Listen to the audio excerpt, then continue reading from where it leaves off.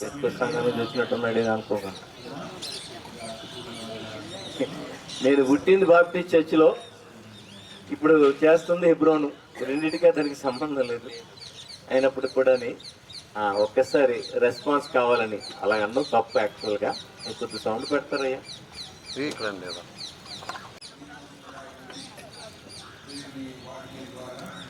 అక్కడక్కడ చైర్స్ ఖాళీ ఉండిపోయాయి. చైర్స్ ఖాళీ ఉన్నాయంటే ఎండ అక్కడ ఉన్నాయేమో డౌట్ వస్తూ ఉంది. అయినా ఎండ అది దాటిపోతుంది కాబట్టి కొంచెం అయ్యా కొద్ది ఈ ముందు ఖాళీ చేసి కూడా నింపండి అయ్యా. చూస్తూ ఉంటే కొంచెం ఏదో. Very good, very good, right. ఇప్పుడు చూపించండి. రాని వాళ్ళు అసలు నన్ను ఎప్పుడు చూడలేదు, మీరు ఎవరో తెలియదండి బాబు అన్నవాళ్ళు కూడా చేరుతాండి. బా ఎంత సంతోషకరమైంది. కొందరు ఇద్దరికి చేతులు ఎత్తారు. మరి నేను వైజాగ్ నుంచి వచ్చాను, నాకు ఒక భార్య, 2 పిల్లలు. నేను నిజం చెప్తాను అవుతారేట అబ్బాయి బిలవళ్ళం వెళ్ళి నిజమే. ఒక భార్య, 2 పిల్లలు నాకు. మరి అంటే అలా చెప్పుకోవాల్సి వస్తుంది. ఈ మధ్యన కొంచెం అటు ఇటు అవుతా ఉన్నాయి సేవకుల పరిస్థితులు, అందుకే చెప్పాల్సి వస్తుందేమో అని అనిపిస్తూ ఉంది. ఏదేమైనప్పటికీ కూడా నేను కూడా దేవుని యొక్క మహాకృపను బట్టి నేను ఇంటర్మీడియట్ ఫస్ట్ ఇయర్ చదువుతా ఉన్నప్పుడు చాలా మంచి, యాక్చువల్గా అంతకుముందే భక్తి గల కుటుంబంలో పుట్టినోడిని. నేను చూసిన ఒకే ఒక సినిమా కరుణామయుడు. మీలో చాలా మంది జాలి పడతా ఉంటారు నన్ను, పాపం ఈయన ఏంది ఏమి లేకుండా ఎలా పెరిగేసాడని. పెరిగేసాం, ఏం చేస్తుంది తప్పదు. ఇంకా మరి ఇంట్లో అంత రెస్ట్రిక్షన్స్ ఏమీ చూడనిచ్చేవారు కాదు మాకు. మొత్తానికి మొదటి సినిమా కరుణామయుడు చూసి 6వ క్లాస్లో. ఆ సినిమా చూడగానే గుండె గదలైపోయింది. ఏట్రా బాబు ఇలాగుందిరా బాబు. మధ్యలో సీన్లు మారుతూ ఉంటేనే వేరే వేరే సినిమాలు వేసేస్తున్నారు అనుకునేవాడిని. అలాగ కొద్దిగా కొంచెం అమాయకత్వంలోనే పెరిగాను. అయితే చాలా త్వరితగతినే లోకం యొక్క విషయాలన్నీ కూడా పుణికిపుచ్చుకున్నా. మీరు అనుకుంటున్నంత తెలుగు తక్కువనేం కాదు, మళ్ళీ అమాయకుడేం కాదు. చాలా చరిత్రలు నడిపినోడినే, అంటే మరీ పెద్ద చరిత్రలు కాదు కానీ, అంటే మీ అంత పెద్ద చరిత్రగా చిన్న చరిత్ర నడిపాను కొంత. మరి దేవుని యొక్క మహాకృపను బట్టి ఇంటర్మీడియట్ ఫస్ట్ ఇయర్లో ఉన్నప్పుడు, అంటే నాకు 15.5 సంవత్సరాలప్పుడు ఒక యూత్ క్యాంప్కి వెళ్ళాను. ఆ యూత్ క్యాంప్లోని యేసుక్రీస్తుని సొంత రక్షకుడిగా అంగీకరించాను. మొట్టమొదట చాలా తీర్మానించుకుని వెళ్ళాను. ఎందుకంటే నేను ఒక్కడనే పరిశుద్ధుని, వచ్చే వాళ్ళందరూ పాపులు, అంతే కదా. ఈ సినిమాలు చూడలేదు, అలాంటి చెడ్డ అలవాట్లు అవేమి లేవు. పెద్దగా బూత్ మాటలు ఆడినిచ్చేవారు కాదు ఇంట్లోని. అన్నీ మంచిగా ఉండేది కాబట్టి నేను చాలా మంచివాడిని. అందరూ పాపులు వస్తారు, గౌప్పని చెయ్యొద్దామనుకోండి, ఏం జరుగుతుంది? వీడు కూడా పాపే అనుకుంటారని భయపడి, మొహమాట పడి చాలా తీవ్రంగా నిర్ణయించుకున్నాను అన్నమాట, చెయ్యి ఎత్తకూడదు అని. అక్టోబర్ 24 నుంచి 27 వరకు క్యాంపు. ఏ సంవత్సరం అది అని ఎవరు అడగడంలా? 82వ సంవత్సరం, 1982. నాకు ఇప్పుడు 58 ఏళ్ళు. దేవుడి యొక్క మహాకరుణను బట్టి ఇంకా యాక్టివ్గా ఉండడానికి మధ్యప్రదేశ్ పెరగకుండా చాలా జాగ్రత్తగా చూసుకుంటాం. ఎందుకంటే సేవకులకి ఇక్కడ పరిచర్య ఎక్కువ ఉంటుంది మధ్యప్రదేశ్లో, తెలుసు కదా మీకు. మధ్యప్రదేశ్ పరిచర్య వల్ల 20 కనబడుతున్న 60 కనబడుతున్న 20 కనబడతా ఉంటారు. మొత్తానికి అది మాత్రం చాలా జాగ్రత్తగా మెయింటైన్ చేసుకుంటా ఉంటా. ఇక్కడికి వస్తూ పాత సూట్స్ అన్ని బయటికి తీసా. 30 సంవత్సరాల క్రితం నా పెళ్ళయింది. ఫోటో తీసుకొస్తే బాగుంది, నమ్మేవారు మీరు? ఆ సూట్ ఇప్పుడు వేసుకున్నా, నిన్న పొద్దున్న వేసుకున్నా, పక్కాగా పట్టింది ఎప్పటికీ కూడా. ఎన్ని సంవత్సరాలు అయింది? అలాగే మేనేజ్ చేయండి మీరు కూడా. మెయిన్ కుర్రోళ్ళు, అర్థమైంది కదా మీకు? అలాగే మీరు మెయింటైన్ చేయాలి, ఏమి పెరగకుండా. అది కొన్నిసార్లు మన చేతుల్లో ఉండదు అనుకోండి. మనం వెళ్ళే ప్రదేశాలు, ఉద్యోగాల నిమిత్తం కానీ, చదువుల నిమిత్తం కానీ, అక్కడ ఉండే పరిస్థితులు బట్టి మనం కొన్నిసార్లు అటు ఇటు తిరగాల్సి వస్తుంది. కాబట్టి సరే, మొత్తానికి అది ఎగ్జాంపుల్ కాదనుకోండి. అయినప్పటికీ కూడా అప్పుడు ఇంటర్మీడియట్ ఫస్ట్ ఇయర్ జూన్ నుంచి మాకు స్టార్ట్ అయింది. అనకాపల్లి ఏఎంఏఎల్ కాలేజీలో జాయిన్ అయ్యా. అంతవరకు ఏంటంటే రే అని మా మాస్టర్లందరూ మమ్మల్ని తిడతా ఉండేవారు. ఏఎంఈఎల్ కాలేజీలో, అనకాపల్లి ఏఎంఈఎల్ కాలేజీలో ఉన్న సీనియర్ తెలుసా, ఎవరిని కూడా రే అనకూడదు, ఏమండి అని పిలవాలా. ఎవరు? లెక్చరర్స్ కూడా. ఇంక సీన్ ఎలాగుంటారు చూడండి. రే సురేష్ గారు రా అనేవాడు. అక్కడ కొద్ది రోజుల ముందు హై స్కూల్లో, కొద్ది రోజుల తర్వాత కాలేజీకి వచ్చాను. సురేష్ కుమార్ గారు రండి, మీరు రండి, లోపలికి రండి అని అంటూ ఉండేవాడు. ఎవరు? పిహెచ్డీలు చేసిన ప్రొఫెసర్లు వాళ్ళు పాపం మళ్ళీ అలా మేనేజ్ చేసేవాళ్ళు. మొత్తానికి ఆ కాలేజీలో అదొక, అప్పుడు ఇప్పుడు కాదులండి, అదొక గొప్పతనంగా చెప్పుకునేవాళ్ళు అన్నమాట. వాళ్ళు సురేష్ గారు అని పిలగానే నేను చాలా పెద్దోడిని అయిపోయానని ఫీల్ అయిపోయేవాడిని. అయితే నేను నెల్లూరులోని మెత్తని ప్రసాదం అంటారు. నెల్లూరులో ఎవరు ఉన్నారు అక్కడ? ఎవరులేరా? మెత్తని ప్రసాదం అంటే చేప కింద నీరులో ఉంటాడు అనమాట. అంత బ్యాక్గ్రౌండ్ స్టోరీ నడిపిస్తాడు కానీ ఫ్రంట్ ఏమి చేయడు. మీకు అర్థమవుతుంది చెప్పేది? ఆ సౌండ్ కొంచెం ఎక్కువైంది కదా. అయ్యా సౌండ్ కొద్దిగా ఏమైనా పడుతుందా? ఈ సౌండ్ అయినా పెంచండి, ఆ సౌండ్ తగ్గించారు. ఇక్కడ కొద్ది సౌండ్ పెంచండి, ఇక్కడ పెంచాను. అదే మైక్ పోతే నేను మైక్ ఇస్తాను, కొంచెం సౌండ్ పెంచరా బాబు, నువ్వు ఎక్కడ కొంచెం ఇలా కలిసి కూర్చుంటాడు అంతే. నా తృప్తి కోసం ఇలా ముట్టుకుంటున్నాడు కూర్చుంటాడు. రైట్, ఓకే, పర్లేదు కదా, ఇప్పుడు కొంచెం బెటర్ కదా. అయితే దేవుని యొక్క మహాకృపను బట్టి మరి ఇంటర్మీడియట్ ఫస్ట్ ఇయర్ లోనే ఆ జూలై నుంచి అక్టోబర్ వరకు చాలా సీన్లు చేశా కాలేజీలో. లెక్చరర్స్ కానీ పాపం ఫిజిక్స్ లెక్చరర్ గంగాధర్ గారు ఉండేవారు. ఆయన నన్ను ఒరే అన్నాడు ఒకసారి. మా కాలేజీలో ఇలాగే ఉంటాయి, డయాస్ ఉంటుంది రూమ్ లోని. ఆ డయాస్ పైకి ఎక్కించి క్షమాపణ చెప్పించాను ఆయన చేత. ఎంత దరిద్రుండో మీకు అర్థమై ఉంటుంది పరిస్థితి. అంత పనికి మాలోండి. అప్పుడు గొప్ప ఒరే నువ్వు కేకరా, నువ్వు తోపురా, ఈ మాటలు అప్పుడు లెక్క రాలేదు, ఇప్పుడు ఈ మధ్యన వచ్చేవి. ఆ టైప్ లో మాట్లాడేవారు అన్నమాట ఆ కాలంలో ఉండేటప్పుడు. గమనించండి ప్రియ యవనస్తులారా, అలాంటి పరిస్థితుల్లోని క్యాంప్కి వెళ్ళాను. ఇప్పుడు చెప్తే జాగ్రత్త, అసలు స్టోరీ ఎక్కడ స్టార్ట్ అయింది. క్యాంప్ నుంచి ఇంటికి వెళ్ళా, ఇంటి నుంచి కాలేజీకి వచ్చా. వెనక సీటు మనం యాక్చువల్గా ఫిక్స్డ్ మంది ఫుల్గా, మొత్తం గ్యాంగ్ అంతా వెనకాల ఉండేవాళ్ళు అన్నమాట. తేడాలు వస్తే ఇచ్చేసేవాళ్ళవి. ఇంకా చాలా వ్యవహారాలు చేసేవాళ్ళం.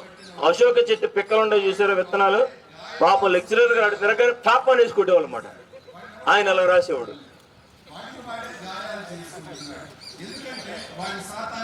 అన్నం భలే నేర్పిస్తున్నారని మీరు అనుకోకండి రా బాబు, దయచేసి దండం పెడతాను, అలాంటివి చేయకండి, తప్పుడు పనులు అవన్నీ. సిగ్గుపడుతూ చెప్తా ఉన్నాను. దేవుని యొక్క మహాకృపను బట్టి ఏం జరిగిందంటే, ప్రభుని అంగీకరించి వెళ్ళిన తర్వాత ఫ్రంట్ బెంచ్కి వెళ్ళిపోయాను. ఆ రోజు సీన్ చూపిస్తా చూడండి. బ్యాక్ నుంచి ఫ్రంట్కి వెళ్ళాను కదా. జూకి ఎప్పుడైనా వెళ్ళారు మీరు? లేకపోతే వైజాగ్ రండి, జూ ఉంది వైజాగ్లో. జూలో జంతువులు చూస్తారు, చూసారా? నన్ను ఒక జూలో జంతువుని చూసినట్టు చూసుకుంటూ వెళ్తున్నాడు ఒక్కొక్కడు క్లాసుల్లోకి. ఎందుకు ఫ్రంట్ బెంచ్లోకి వచ్చాను. అబ్బా చాలా పట్టుకున్నాడు, పట్టుకున్నాడు ఒక్కొక్కడు. ఏంట్రా అని ఇంటర్వెల్ వచ్చింది అంతే.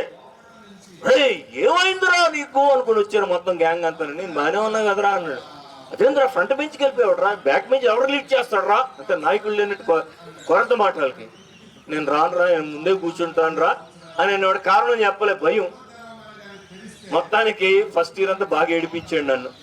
ఒరే వీడు ఆ టైపు గాడు రా, అర్థమైంది కదా మీకు, వీడు అయిపోయాడు రా అన్న మొదలెట్టారన్నమాట. ఇంకా నా మీద ఆ జోకులన్నీ వేసారు బాగా.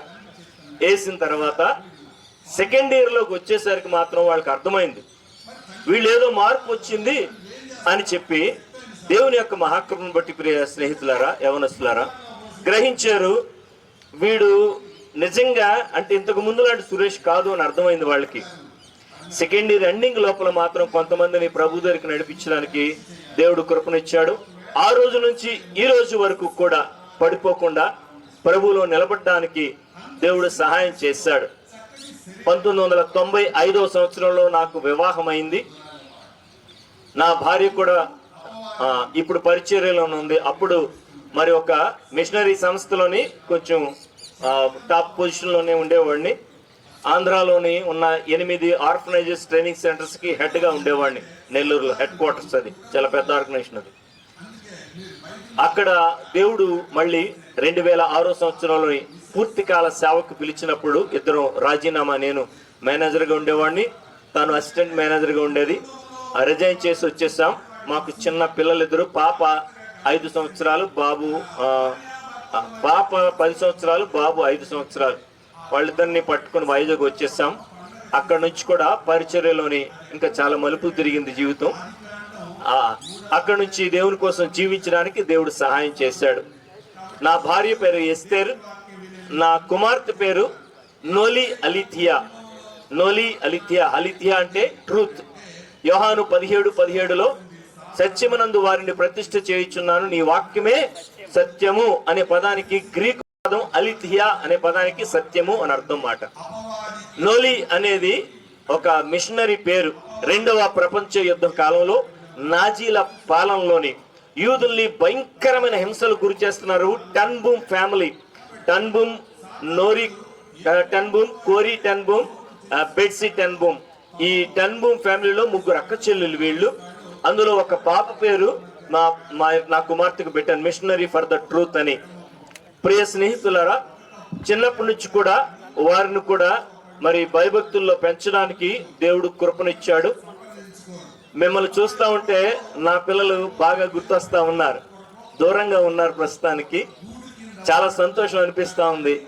నిజమే, ఇంతమంది 2 పిల్లల్ని దూరంగా పెట్టినా కానీ ఇంతమంది పిల్లల్ని ఈరోజు నా ముందు ఉంచినందుకు దేవునికి నేను స్తోత్రాలు చెల్లిస్తా ఉన్నాను. చాలా సంతోషం. పాప మరి ఇప్పుడు బయోమెడికల్ సైన్సెస్లోని MS రీసెర్చ్ చేస్తుంది ఇమ్యూనాలజీలో. అమెరికాలోని మిల్వాకీ నగరంలోని సత్యం నాదెళ్ల చదివిన యూనివర్సిటీ అది. సో అందులోని దేవుని కృపను బట్టి మంచి టాప్ ర్యాంకర్ గానే ఉండడానికి దేవుడు కృపనిచ్చాడు. దాదాపు 80 లక్షల ఖరీదు చేసే కోర్స్ అది, 2 సంవత్సరాలే అయినప్పుడు కూడా దేవుడు సహాయం చేశాడు బిడ్డ చదువుకోవడానికి. నేను ఎంతవరకు కూడా ఒక విధంగా చెప్పాలంటే ఈ 2వ సంవత్సరం కాదు, మొదటి సంవత్సరం సగం నుంచి కనీసం ఫీజు ఏం కట్టలేదు. అక్కడ తన యొక్క ఏమంటారు ఎక్సలెన్సీని బట్టి వాళ్ళు అద్భుతమైన స్కాలర్షిప్లు 2వ సంవత్సరానికే 45 లక్షల టీఏషిప్ ఇచ్చారు వాళ్ళు. దాన్ని బట్టి చదువు కొనసాగించడానికి దేవుడు కృప చూపించాడు. దేవుని చిత్తమైతే ఈ మేకి పూర్తవుతుంది. ఆ తర్వాత ఇంకొక 4 నెలలు ఇంకొక మరి పేపర్ ప్రజెంటేషన్ చేస్తే గనక మరి అమెరికా దేశం యొక్క ఇమ్యూనాలజీ రీసెర్చ్లోని పాప పేరు కూడా పబ్లిష్ అవుతుంది. ప్రార్థన చేయండి దేవుడు ఆ కార్యం చేసేటట్లు. బాబు మరి ఇప్పుడు 3D గ్రాఫిక్స్ డిజైనింగ్లో ఇంజనీరింగ్ చేస్తూ ఉన్నాడు, ఫైనల్ ఇయర్లో ఉన్నాడు. వాడు కూడా బెంగళూరులో ప్రెసిడెన్సీ కాలేజీలో చదువుతున్నాడు. వాడు he is number 1 there, university topper గానే వాడు కూడా ఉండడానికి దేవుడు కృపనిచ్చాడు. సో ఈ విధంగా వాళ్ళ చదువులు ఒక ఎత్తు అయితే దేవునుల కోసం వారు జీవించడం అనేది ఇంకొక చక్కని కృపని ప్రభువు నాకు ఇచ్చాడు. ఎందుకంటే మీ అందరికీ చెప్పిన తర్వాత ఎంతకే మీ పిల్లలు ఏం చేస్తున్నారు అని అడుగుతారు కదా. అమ్మో, మనోళ్ళు ఏంటంటే మన వైపు కాదు, పక్కోడింట్లో ఏం జరుగుతుందా, పక్కోడింట్లో ఏం వాసనలు వస్తున్నాయా, అవునా, ఇలాంటివి చాలా ఇంట్రెస్ట్ మనకు కదా. రైట్, అందుకే ఈ న్యూస్ అంతా చెప్తా ఉన్నాను. దేవుని యొక్క మహాకృపను బట్టి వాళ్ళు ప్రభువులో నిలబడడానికి పాప US-లోని ఉన్న ఒక అద్భుతమైన సంఘంలో చక్కని పాత్ర నిర్వహిస్తూ ఉంది అక్కడ, in spite of all her busyness. ప్రియ స్నేహితులారా, ఎందుకు చెప్తున్నానంటే మీ వయసులో ఉన్నప్పుడే నా కుమార్తె కూడా చాలా యాక్టివ్గా ఉండేది. యూత్ రన్ చేసేది మా చర్చిలో. తర్వాత సండే స్కూల్ 70 మంది పిల్లలు ఉండేవారు అప్పుడు. ఆ సండే స్కూల్ పిల్లలకి కోరియోగ్రఫీస్ నేర్పించేది. ఇవన్నీ చేస్తూ గీతం యూనివర్సిటీలో తన యొక్క మెడికల్లోని ప్రెసిడెన్షియల్ గోల్డ్ మెడల్ సంపాదించింది టాపర్గా. ఇప్పటికీ అది మెయింటైన్ చేస్తూ ఉంటుంది అక్కడ యూనివర్సిటీలో కూడా. శుక్రవారం ఒక ఫెలోషిప్కి వెళ్తుంది, శనివారం తెలుగు చర్చ్కి వెళ్తుంది, ఆదివారం ఇంగ్లీష్ చర్చ్కి వెళ్తుంది. పార్ట్ టైం జాబ్ చేస్తూ ఉంది. తన ఎర్నింగ్ తనే చేసుకుంటుంది, నేను డబ్బులు పంపించలే. తను ఉంటున్న హాస్టల్కి 1,10,000 కడుతుంది నెలకి మన కరెన్సీలో. మళ్ళీ చెప్తున్నా, 5 పైసలు పంపించడం లేదు నేను. ఆ చర్చెస్లో ఇప్పటికీ యాక్టివ్గా ఉంటుంది మిమ్మల్ని సవాలు చేయడానికే. ఎందుకంటే బ్రతుకులేని బోధని నేను నమ్మను. మీకందరికీ శుద్ధులు చెప్పి సూక్తులు చెప్పి నా పిల్లలు వాళ్ళు నేను చెప్పినట్టు లేకపోతే కనుక మీ ముందు నిలబడడానికి నాకు అర్హత ఉండదు. దేవుని యొక్క మహాకృపను బట్టి ఆ స్టడీస్లోని వారిని గైడ్ చేయడానికి, వారిని చక్కని త్రోవను నడిపించడానికి నాకు నా భార్య ఎస్తేరుకి దేవుడు సహాయం చేశాడు. అందుకే మీ ముందు కొంచెం ధైర్యంగా నిలబడి దేవుని యొక్క వాక్యాన్ని పంచుకోగలుగుతున్నాను. ఈ యొక్క మధ్యాహ్న సమయంలో 3 రోజుల్లోని కొంచెం వేరు టాపిక్సే మనం డీల్ చేయబోతూ ఉన్నాం. పోయినసారి జోనాథన్ ఏం చేశాడంటే సీరియస్గా వీడియో తీసి ఏంటవి పొడుపు కథలు పెట్టేశాడా. మీరు గమనించారా? పెట్టిన మరుసటి నాటికే 85K వ్యూస్ వచ్చాయి. వాక్యాన్ని ఎవరు చూడలే. మళ్ళీ చెప్తాను, వాక్యాన్ని ఎవరు చూడలే. మనలు ఎంత ఇది చూడండి. ఇప్పుడు ఎంత ఉన్నాయో తెలుసా?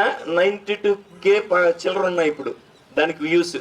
ఏమి లేదు, పోనీ పెద్దలా షూటింగ్ తీశారు, మామూలు జనరల్గా తీసి ఒక 10 పొడుపు కథలు తీసి పెట్టాడు పాపం, అంతే. దానికి భయంకరమైన రెస్పాన్స్ వచ్చింది. తమ్ముడు అడుగుతున్నాడు, ఇందాల మళ్ళీ అడుగుతావా ఈ సంవత్సరం? పోయిన సంవత్సరం అయిపోయిందిరా బాబు, నన్ను తీసుకెళ్ళి యూట్యూబ్లో పెట్టేశారా నాయన, అయిపోయింది, అక్కడికి చాప్టర్ క్లోజ్ అని అన్నా. లేదు, ఈ సంవత్సరం కూడా ఏదైనా ఆడిస్తుంటే తప్పకుండా ఆడిస్తాను. ఒక గేమ్ మాత్రం ఖచ్చితంగా ప్రతిరోజు ఒకటి మనకు ఉంటుంది, సరేనా? ఎలాగా మీకు మధ్యలోని ఇటు అటు రాకుండా అటువారు ఇటు వెళ్లకుండా మధ్యలో ఒక అగాధం పెట్టారు కాబట్టి ఏం ప్రాబ్లం లేదు. చక్కగా గొర్రెల్ని మేకలను వేడి చేసినట్టు మగపిల్లల్ని ఆడపిల్లల్ని చక్కగా వేరు చేసి కూర్చోబెట్టి మేమేలాగే కూర్చోబెడతాం మా సంఘంలో, కలిపి కూర్చోబెడతాం. కాబట్టి గ్రూపులు విడదీయడానికి ఇప్పుడు పెద్ద ఇబ్బంది లేదు. అర్థమైంది కదా? స్త్రీలను గౌరవించడం మన సాంప్రదాయం. వారికి కేటాయించిన సీట్లలో ఎక్కడ ఆర్టీసీ బస్సులు కనబడుతుంది కదా, నిజమే కదా? అందుకోసమే ఇది ఆర్టీసీ బస్సు కాదు కాబట్టి, మన సంప్రదాయం అదే కాబట్టి వారికి ఇవ్వాల్సిన మొదటి స్థానం వారికి ఇద్దాం. మీది గ్రూప్ ఏ, మీది గ్రూప్ బి. అర్థమైందా? రైట్. ఏనాయనా అయిందా? Good good. కొద్ది బైక్ వస్తానండి.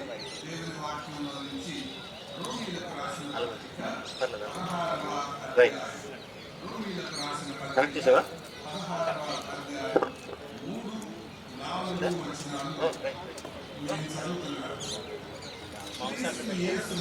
అది కాదయ్యా,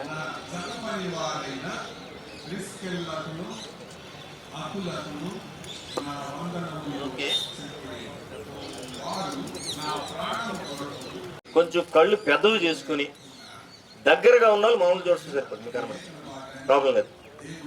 ఈ మధ్యన బాగా మనకు ఫేమస్ అవుతుంది కదా వాట్ బ్రో అంటే అర్థం ఏంటి? ఏంది సోదరుడు అని అర్థం మాట. నేను మా యూత్ కురాలంటే ఇందాక అంటున్నాను, ముక్కుందని కూరే నువ్వు బ్రదరు అని పిలిచి ఎంతకాలం అయిందా అని అడిగాను. చాలా కాలం అయిందన్న అన్నాడు. ఏంటంటున్నారు ఇప్పుడు? బ్రో. విచిత్రం ఏంటి తెలుసా? ఆడలేదు మగలేదు, అందరూ బ్రో. వా, ఏందో నాకు ఎప్పటికీ అర్థం కదా. ఇప్పుడు సిస్ అని అంటారా అంటేనే అది బాగుండడం లేదు, అందరూ బ్రో. మొత్తానికి బాగానే ఉంది. అది అయిపోయిన తర్వాత మాకు ఇంతకుముందు ఏం చేసేవాళ్ళంటే ఏదైనా విషయం చెప్పాలంటే చాలా బాగుంది అని చెప్పేసి తెలుగులో లేకపోతే ఇంగ్లీష్లో టైప్ కొట్టేవాళ్ళు. ఇప్పుడైతే క్లోజ్, అంతే కదా? ఏదైనా పెట్టామనుకోండి నన్ను పెడితే ఇది మాట, నన్ను పెడితే ఏంట్రా అని ఆలోచిస్తున్నాం, అంతే కదా?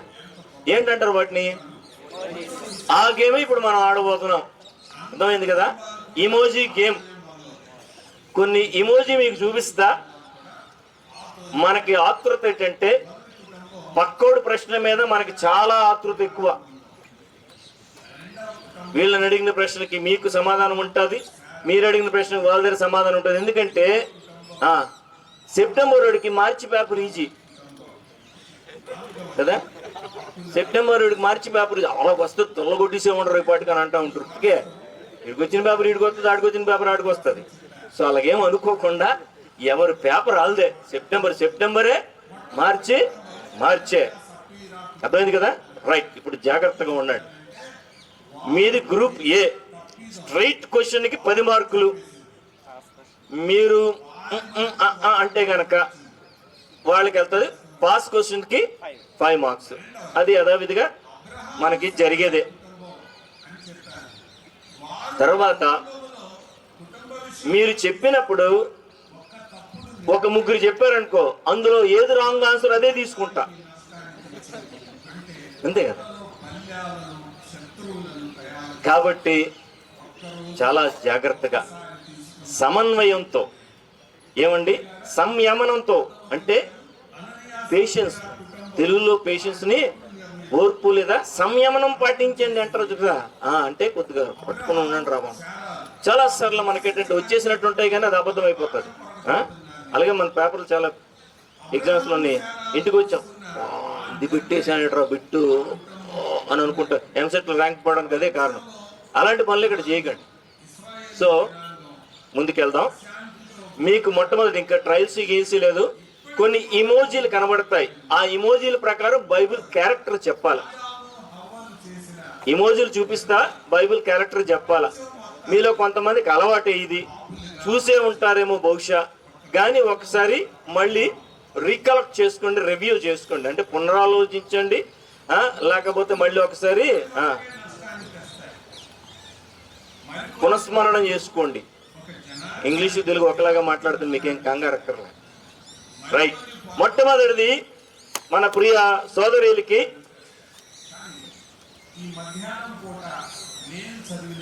రైట్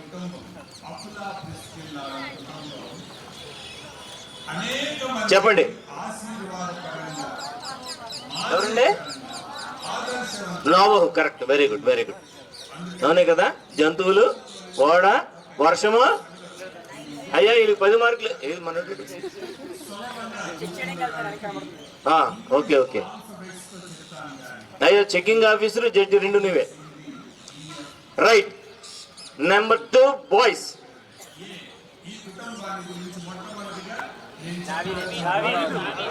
ఎలాగా? పాట, గాయకుడు, రాజు. కేకరా మీరు వీళ్ళు. Next number 3 2 girls.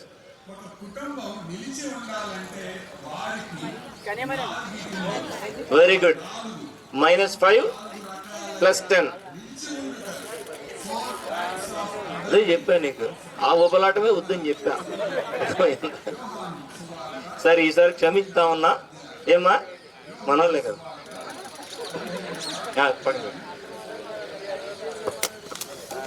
పర్లేదు.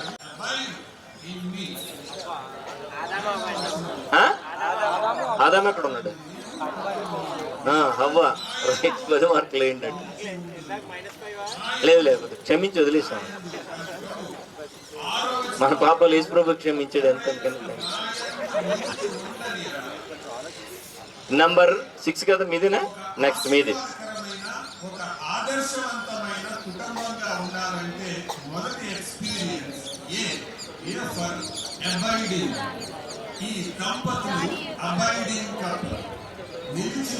చెప్పాలా?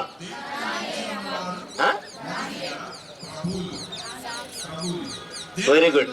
దానియేలు. కరెక్ట్. దావీదు అనుకోవడానికి కొంత మిస్అండర్స్టాండింగ్ అవ్వడానికి అవకాశం ఉంది. దానియేలు కరెక్టే చెప్పాను. నెంబర్ 7 మీది.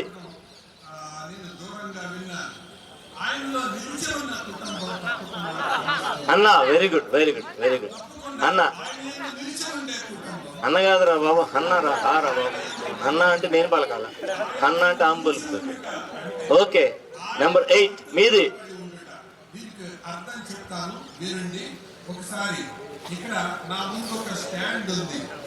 కొద్ది గట్టిగా అవుతుంది, నా పీసీకి చెప్తారు.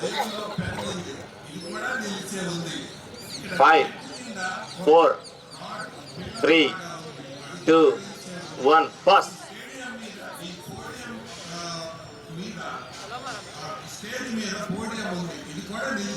రాంగ్. ఓకే, ఇద్దరు చెప్పలేకపోయారు, మళ్ళీ మీకే వస్తుంది నంబర్. ఎగ్జాక్ట్, సౌలు. కొంచెం ముందు చెప్పుకుంటే బాగున్నాం కదా. నిజమే, మనకు పరీక్ష అయిపోయాక ఆన్సర్లు గుర్తొస్తుంది ఎప్పుడేదే కదా, లేకపోతే ఈ పాటికి ఎక్కడ ఉండేవాడు. సౌలు మొదటి రాజు, అర్థమైంది కదా ఇశ్రాయేలుకి. ఆ తర్వాత వికెట్ కింగ్ గా, లేకపోతే సైతాను దురాత్మ చేత పట్టబడ్డాడు. అది నెక్స్ట్ మళ్ళీ మీదే.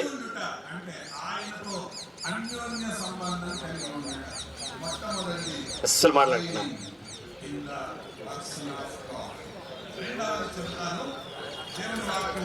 5 4 యేసుక్రీస్తు నీటిని ద్రాక్ష రసంగా మాత్రం కనబడుతుంది కంటి ఎదురుగా. Very good. నెక్స్ట్ ఎవరిది? వాళ్ళది లాస్ట్. మీకు కూడా ఒకటి రావాలా? వాళ్ళతోనే స్టార్ట్ చేసాము, మరి 5 రావాలి కదా. ఇది 9. అవును,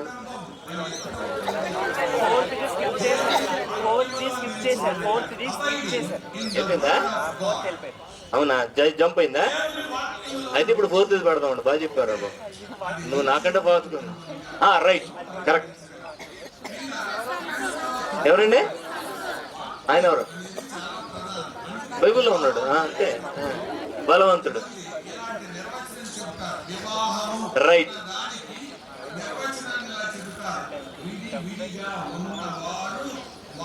లాస్ట్.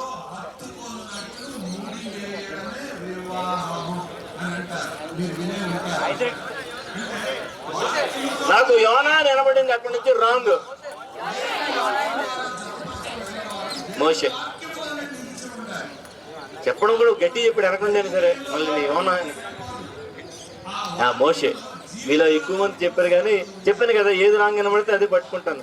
మానవ స్వభావం అది, మనందరికి తెలుసు కదా. ఏది రాంగ్ అంటే అది వినబడుతుంటుంది మనకి, అలా ఆ టైప్ మాట. ఓకేనా? రైట్.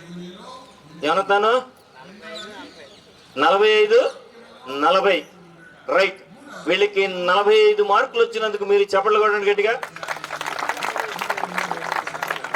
మంచివాళ్ళు రా నిజంగా. వాళ్ళు 5 మార్కులు స్వయం కృతాపరాధంతో పోయింది కాబట్టి వాళ్ళకి మీరు గట్టిగా చప్పట్లు కొట్టండి. ఇప్పుడు ఎవరి కాళ్ళే చప్పట్లు కొట్టించుకోండి. ఉరికడం ఎవరి కాళ్ళు ఎందుకు చెప్పడం ఎవరి కాళ్ళు ఎందుకు చెప్పట్లు కొట్ట. Okay, right. చాలా సంతోషం ఆయన.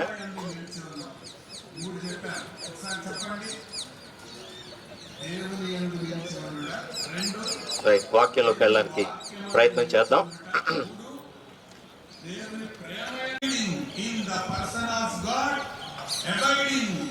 దేవుడు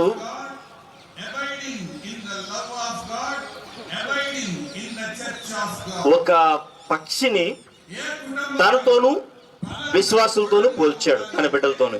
ఒకే ఒక పక్షిని. ఏంటది?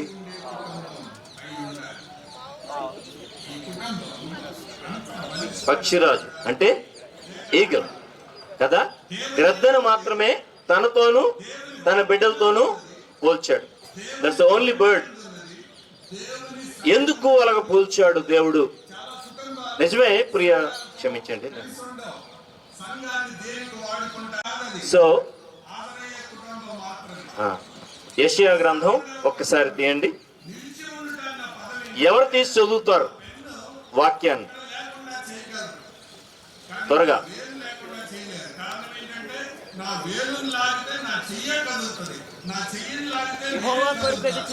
చెప్పాలా? రిఫరెన్స్ 40వ అధ్యాయము 31-32 వచనాలు. యెషయా గ్రంథం 40వ అధ్యాయము 31-32 వచనాలు. ఎవరు తీసారా అని చూడాలి కదా మరి, లేకపోతే అర్థమైంది కదా? కొన్ని అలాగా చేస్తూ ఉంటాను, మీరు లేకపోతే కనుక తలూపేస్తూ ఉంటారు. 30వ వచనం, 40వ అధ్యాయము 30వ వచనం. ఉండండి అదిగో మళ్ళీ 30వ వచనం చదువుతున్నావు నువ్వు. 30 31 2 చదవండి. Very good. బాలురు సొమ్మసిల్లుదురు, అలయుదురు, యవనస్తులు తొట్టిల్లుదురు, తప్పక తొట్టిల్లుదురు. ఇప్పుడు 31వ వచనం. యెహోవా కొరకు ఎదురు చూచువారు నూతన బలము పొందుదురు, వారు పక్షిరాజుల వలె రెక్కలు చాపి పైకెగుదురు, అలయక పరిగెత్తుదురు, సొమ్మసిల్లక. బాలురు సొమ్మసిల్లుదురు, అలయుదురు, యవ్వనస్తులు తప్పక తొట్టిల్లుదురు. గమనించండి, దేవుని యొక్క వాక్యము వాస్తవానికి ఏమాత్రం దూరం కాదు. My dear young friends, you must recognise that this is not an age old book. ఇది పాత చింతకాయ పచ్చడి కాదు, లేక ఇది అవుట్డేటెడ్ బుక్ కూడా కాదు, ఇది కాలం చెల్లిన పుస్తకం కూడా కాదు. చాలా చక్కగా ప్రాక్టికల్ గా డీల్ చేస్తూ ఉంటుంది దేవుని యొక్క వాక్యము. ఏమండి, ఏదైనా మసిపూసి మామిడికాయ చేసి దేన్నైనా సరే నందిని పందిని నంది చేసి చూపించదు. ఇది ఏదైతే యథార్థమో, ఏదైతే సత్యమో, ఏదైతే వాస్తవమో దాన్నే చక్కగా పైకెత్తి చూపిస్తుంది. అంత అద్భుతమైంది మన యొక్క దేవుని యొక్క వాక్యము. వాక్యంలోకి వెళ్ళక ముందు చిన్న ప్రార్థన చేసుకుందాం, ప్రభు వైపు చూద్దాం. మీరున్న చోటనే ఒక్క నిమిషం తల వంచండి. ప్రభువా, ఈరోజు నాతో మాట్లాడు అని ఒక చిన్న ప్రార్థన చేసుకో. ప్రియమైన తమ్ముడు, చెల్లి లేదా బాబు, పాప, దేవుడు నీతో మాట్లాడడానికే నన్ను ఇక్కడికి తీసుకుని వచ్చాడు. తన వాక్యాన్ని వినిపించడానికే, ఆ వాక్యం ద్వారా నీ జీవితంలో కార్యం చేయడానికే నన్ను ఇక్కడ నిలబెట్టాడు ఆయన. నాలో ఏమీ లేదు, లేక ఇక్కడ మనము చూపించే స్లైడ్స్ లో కూడా ఏమీ పవర్ ఉండదు. దేవుని యొక్క వాక్యంలోని శక్తి. ప్రేమగల తండ్రి, దయగలిగిన మా ప్రభువా, ఈ మధ్యాహ్న కాల సమయంలో ఈ చక్కని యవనస్తుల కూడికలో నీ సేవకుడుగా నన్ను నిలబెట్టావు. మీకు వందనాలు. మీరు మాట్లాడండి. మీరు మాట్లాడితే మేము బ్రతుకుతాం. మీరు మాట్లాడితే మేము ప్రభువా తండ్రి జీవిస్తాము. నాయన, నీ వాక్యం ద్వారా మాతో మాట్లాడుచుంటుండగా నీ చల్లని మెల్లని స్వరము వినే చెవులు, గ్రహించే మనస్సు, లోబడే హృదయము, అభ్యసించే జీవితము మాకు దయచేయమని యేసు నామములో అడిగి వేడుకొచ్చున్నాము తండ్రి, ఆమేన్. గమనించండి ప్రియ యవనస్తులారా, ఇక్కడ మనం గమనిస్తున్నప్పుడు దేవుని యొక్క వాక్యం కనబడుతుంది కదా. యెహోవా కొరకు ఎదురు చూచువారు నూతన బలము పొందుదురు, వారు పక్షిరాజుల వలె రెక్కలు చాపి పైకి ఎగురుదురు. ఎందుకు దేవుడు ఈ ఒక్క పక్షినే మరి తీసుకుని తన పిల్లలకి పోల్చాడు? గమనించండి, దేవుడు తన పిల్లల్ని ఉన్నతంగా ఉంచాలని కోరుకుంటా ఉన్నాడు. అందుకోసమే ఇంకొక అడవికి రాజుతో కూడా పోల్చాడు. నీతిమంతులు ఎలాగుంటారట? సింహం వలె ధైర్యంగా ఉంటారు. అది మృగరాజు, ఇది పక్షిరాజు. వీళ్ళిద్దరు ఎవరు? దేవుని పిల్లలు. సో ఆ విధంగా ఉండాలి అంటే this is the God's expectation from us. దేవుడు మన నుండి ఆశిస్తుంది. నువ్వు అనుకుంటున్నావు అంత సీన్ లేదన్నా, నాకు అంత బ్యాక్గ్రౌండ్, అంత సీన్ లేదు. నీ బ్యాక్గ్రౌండ్ ని లేకపోతే నీ శక్తిని, నీ సామర్థ్యాన్ని చూసే దేవుడు కాదు. మళ్ళీ చెప్తున్నాను ప్రియ స్నేహితులారా, దేవుడు ఆయన ఆ ఎక్స్పెక్టేషన్ తగ్గట్టు జీవిస్తే గనక ఏ స్థాయికైనా తీసుకుని వెళ్తాడు. అందులో మాత్రం తిరిగి ఉండదు. నేను మళ్ళీ చెప్తా ఉన్నాను, అందుకు నా పిల్లలే సాక్ష్యము. నేను ఒక సామాన్య కుటుంబం నుంచి వచ్చిన వాడిని. అన్న, మీరు బాగా తెలివైన వాళ్ళలాగా ఉన్నారు, అందుకే మీ పిల్లలు అంత టాప్కి వెళ్ళిపోయారు అనుకోకండి. ఇంటర్మీడియట్ తన్నేసింది, నాది ఫిజిక్స్ లో కొట్టేసింది. నాది ఇంటర్మీడియట్ లోని నా మార్క్ లిస్ట్ చూసారంటే చుక్కలు కనబడతా ఉంటాయి అన్నమాట. అలవాటే కదా కొంతమందికి, స్టార్లు కనబడతా ఉంటాయి. ఏంటా స్టార్లు? సప్లిమెంటరీ అని చెప్పేసి. కాబట్టి నా నుండి అంత తెలివైన పిల్లలు వచ్చే అవకాశం లేదు. మళ్ళీ చెప్తున్నాను వినండి, దేవుని యొక్క శక్తిని ఆశ్రయించినప్పుడు, దేవుని యొక్క ఎక్స్పెక్టేషన్స్ కి దగ్గరలో జీవిస్తున్నప్పుడు దేవుడు ఏ స్థాయికి పట్టుకెళ్తాడో చెప్తా. మొన్న లాస్ట్ జూన్లోనే నా కొడుకు ఒక ఫోటోని వాట్సాప్లో షేర్ చేశాడు. చూడగానే స్టన్ అయిపోయాను. ఎక్కడా ఈ ఫోటో అని అన్నాను. అంటే డాడీ, బెంగళూరులో ఒక ఫెస్ట్ జరుగుతుంది, college university pest, presidency college university pest, Bengaluru యూనివర్సిటీలు అన్నిటికీ టాప్ మాటది. 40,000 స్టూడెంట్స్ వస్తారు 3 రోజులు అక్కడ. దానికి లీడ్ డిజైనర్ గా ఆ కాలేజ్ లో వీడిని అపాయింట్ చేసాడు. ఇంకా చదువుతా ఉన్నాడు అక్కడ.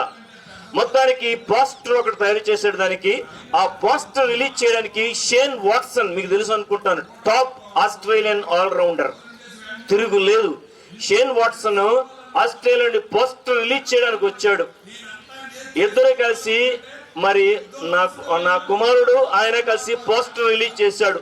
ఈయనెవడు క్రికెటర్ అంటాడు, అది నాతో కలిసి పోస్టర్ రిలీజ్ చేశాడు. ఊరుకోరా, ఆయనతో కలిసి నువ్వు రిలీజ్ చేసావు, ఆయన సంగతి నీకు తెలుసా అంటే, మా వాడికి క్రికెట్ నేర్పించలేదు, ఎందుకంటే క్రికెట్ వచ్చినాడు ఎవడు సరిగ్గా చదవడు అని నా వ్యక్తిగత అభిప్రాయం. మీరేమనుకోకండి మళ్ళీ, అర్థమైందా?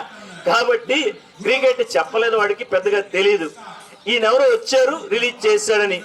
అది మా ఫ్యామిలీ గ్రూప్ లో పెడితే కేకాతో బొండ చూసారు, మనకి ఈ మధ్య పెడుతుంటారు, వాళ్ళు పెట్టేశారు. వాడికి అర్థం కాదు, ఎంత పెద్దవాడా డాడీ అని అడుగుతున్నాడు వాడు. ఎందుకు చెప్తున్నాను తెలుసా? ఆ కాలేజ్ లోని మొట్టమొదట విష్ణుస్ అని అందులో జాయిన్ చేశాను. జాయిన్ చేయగానే మొట్టమొదట వాడికి చక్కని ఒక కాలేజ్ లో జాయిన్ చేసిన తర్వాత 1 year 3D గ్రాఫిక్స్ డిజైనింగ్, అది 1 year కోర్స్, అది డిప్లొమా కోర్సు.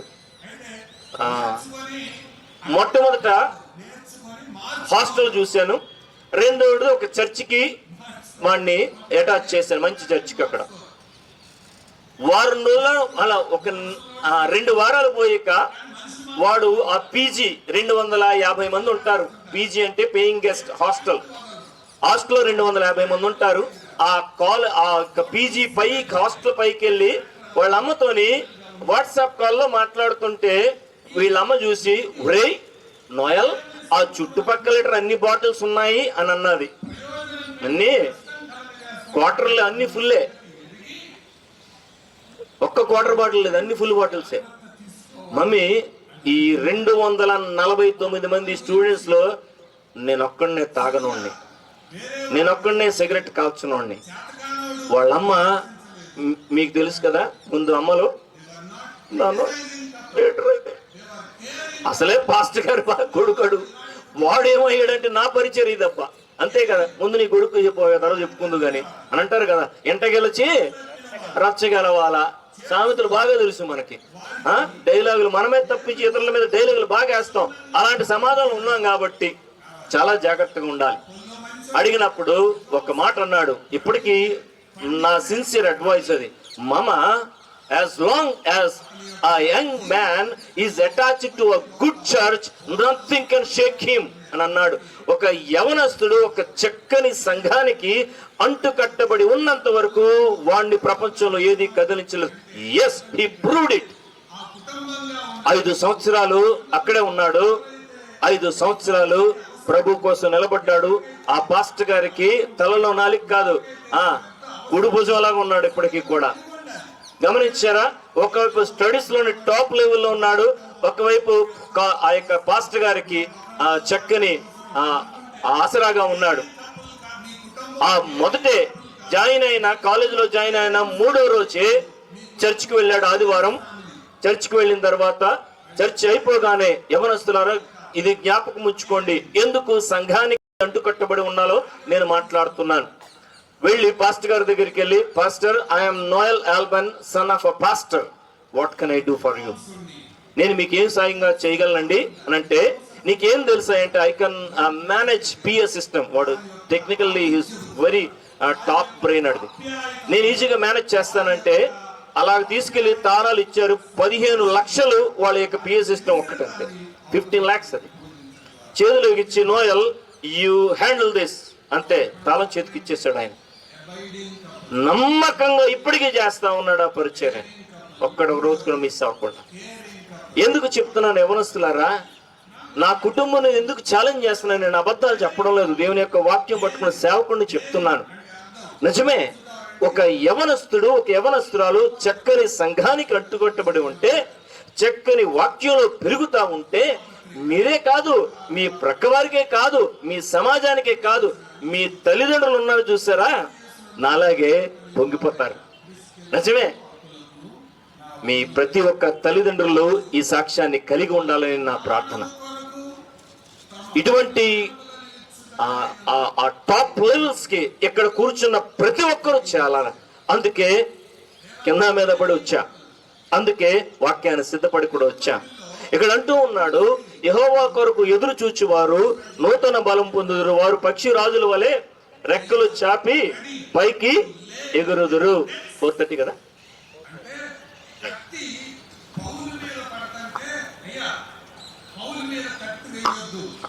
గమనించండి ప్రియ యవనస్తులారా, పక్షి రాజుకుండే లక్షణాలను మనం గమనించాలి. ఇక్కడ అర్థమైంది కదా.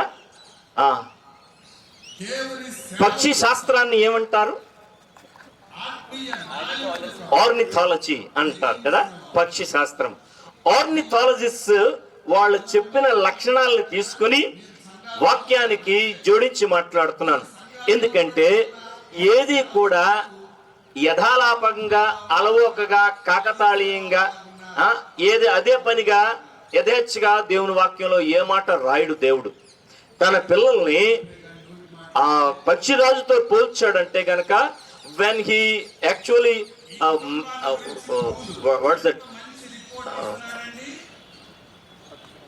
when the Lord compare his children with an eagle, he really meant it. దానిని అర్థం ఖచ్చితంగా దానిని కలిగి చెప్పాడు. దానికి అర్థం సార్థకం ఉంది అనే విషయాన్ని గమనించాలి. పక్షిరాజు యొక్క లక్షణాలు చూస్తూ ఉండం, జాగ్రత్తగా ఉండండి. Number 1, eagles fly solo. పక్షిరాజులు ఒంటరిగానే ఎగురుతాయి. గుంపుగా వచ్చేవి లేళ్ళు, సింహం కాదు, సింగిల్ గానే వస్తుంది. అలాగే పక్షిరాజు కూడా సింగిల్ గానే ఎగురుతుంది. మీరు ఎప్పుడైనా చూసారా? పిచ్చుకల గుంపు ఉంటుంది, కాకుల గుంపు ఉంటుంది, చిలుకల గుంపు ఉంటుంది, అవునా? గద్దల గుంపు ఎప్పుడైనా చూసారా? నేను మాట్లాడుతుంది రాబందులు కాదండోయ్, గద్దలు మంచి మాట్లాడుతున్నా. I'm not talking about the vultures, I'm talking about the eagles. Single గా ఉంటుంది ఎప్పుడైనా సరే. యవనస్తులారా, ఎందుకు అలాగ పోల్చాడు? యవనస్తులు తప్పక తొట్టిల్లుదోని. వై ద లార్డ్ నా మెంట్ ద ఇమీడియట్ వర్డ్స్, యెహోవా కొరకు ఎదురు చూచువారు. నిజమే, ముసలోడు ఎవడు ఎదురు చూడలేడు. ఎదురు చూడాలి అంటే నా కెరియర్ ఏంటి, నా యొక్క ఫ్యూచర్ ఏంటి అని ఎదురు చూచేవారు చిన్నపిల్లలు చూడరు, పెద్దోళ్ళు చూడరు. ఎవరు చూస్తారు? యువకులే చూస్తారు, యూతే చూస్తారు. గమనించండి. అందుకే చక్కగా మెన్షన్ చేసి దేవుడు తన భక్తుడైన యెషయా ద్వారా ఈ మాటలు మాట్లాడుతున్నాడు. ఎప్పుడో తెలుసా? ఇది బబులోను చెరలో మా బతుకు బస్ స్టాండ్ అయిపోయింది, అయిపోయింది మా బతుకు, ఇంకేమీ లేదు, ఇక్కడ ఏం చేయాల్సింది లేదు, ఎంత బతుకు ఇంటి వెనకాల సాగున్నట్టుంది మా పరిస్థితి, ఇక్కడ ఏంది ఇది బబులోను దేశంలో, చీ దరిద్రం అని ఎవడికాడు తిట్టుకొని యవనస్తులందరూ కూడా అయిపోయింది మమ్మీ, ఇంకేముంది, ఇంక ఫ్యూచర్ ఏం లేదు, అయిపోయింది, మొత్తం ఆ మార్కెట్ అంతా పడిపోయింది, లే ఆఫ్స్ పెరిగిపోయి సాఫ్ట్వేర్ లో ఎక్కడ జాబ్స్ రావడం లేదు అని ఇప్పుడు ఎలాగనుకుంటున్నారు? అంతకంటే దారుణమైన పరిస్థితి అప్పుడు ఉంది. అప్పుడు దేవుడు తన ప్రజల్ని ఎంకరేజ్ చేస్తూ రాయించిన మాట ఈ మాట. This is the context of this words, mind it. దీన్ని గమనించండి ప్రియ యవనస్తులారా. చాలా భయంకరమైన పరిస్థితులు, దిక్కు దశ కెరియర్ అసలు ఏమి కనబడని పరిస్థితుల్లో దేవుడు ఈ మాటతో వాళ్ళని చేశాడు. నిజమే, పక్షిరాజు ఒంటరిగా ఎగురుతుంది.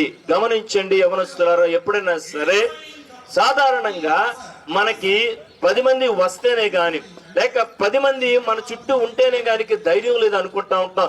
You are not call for that as far as your career is concerned.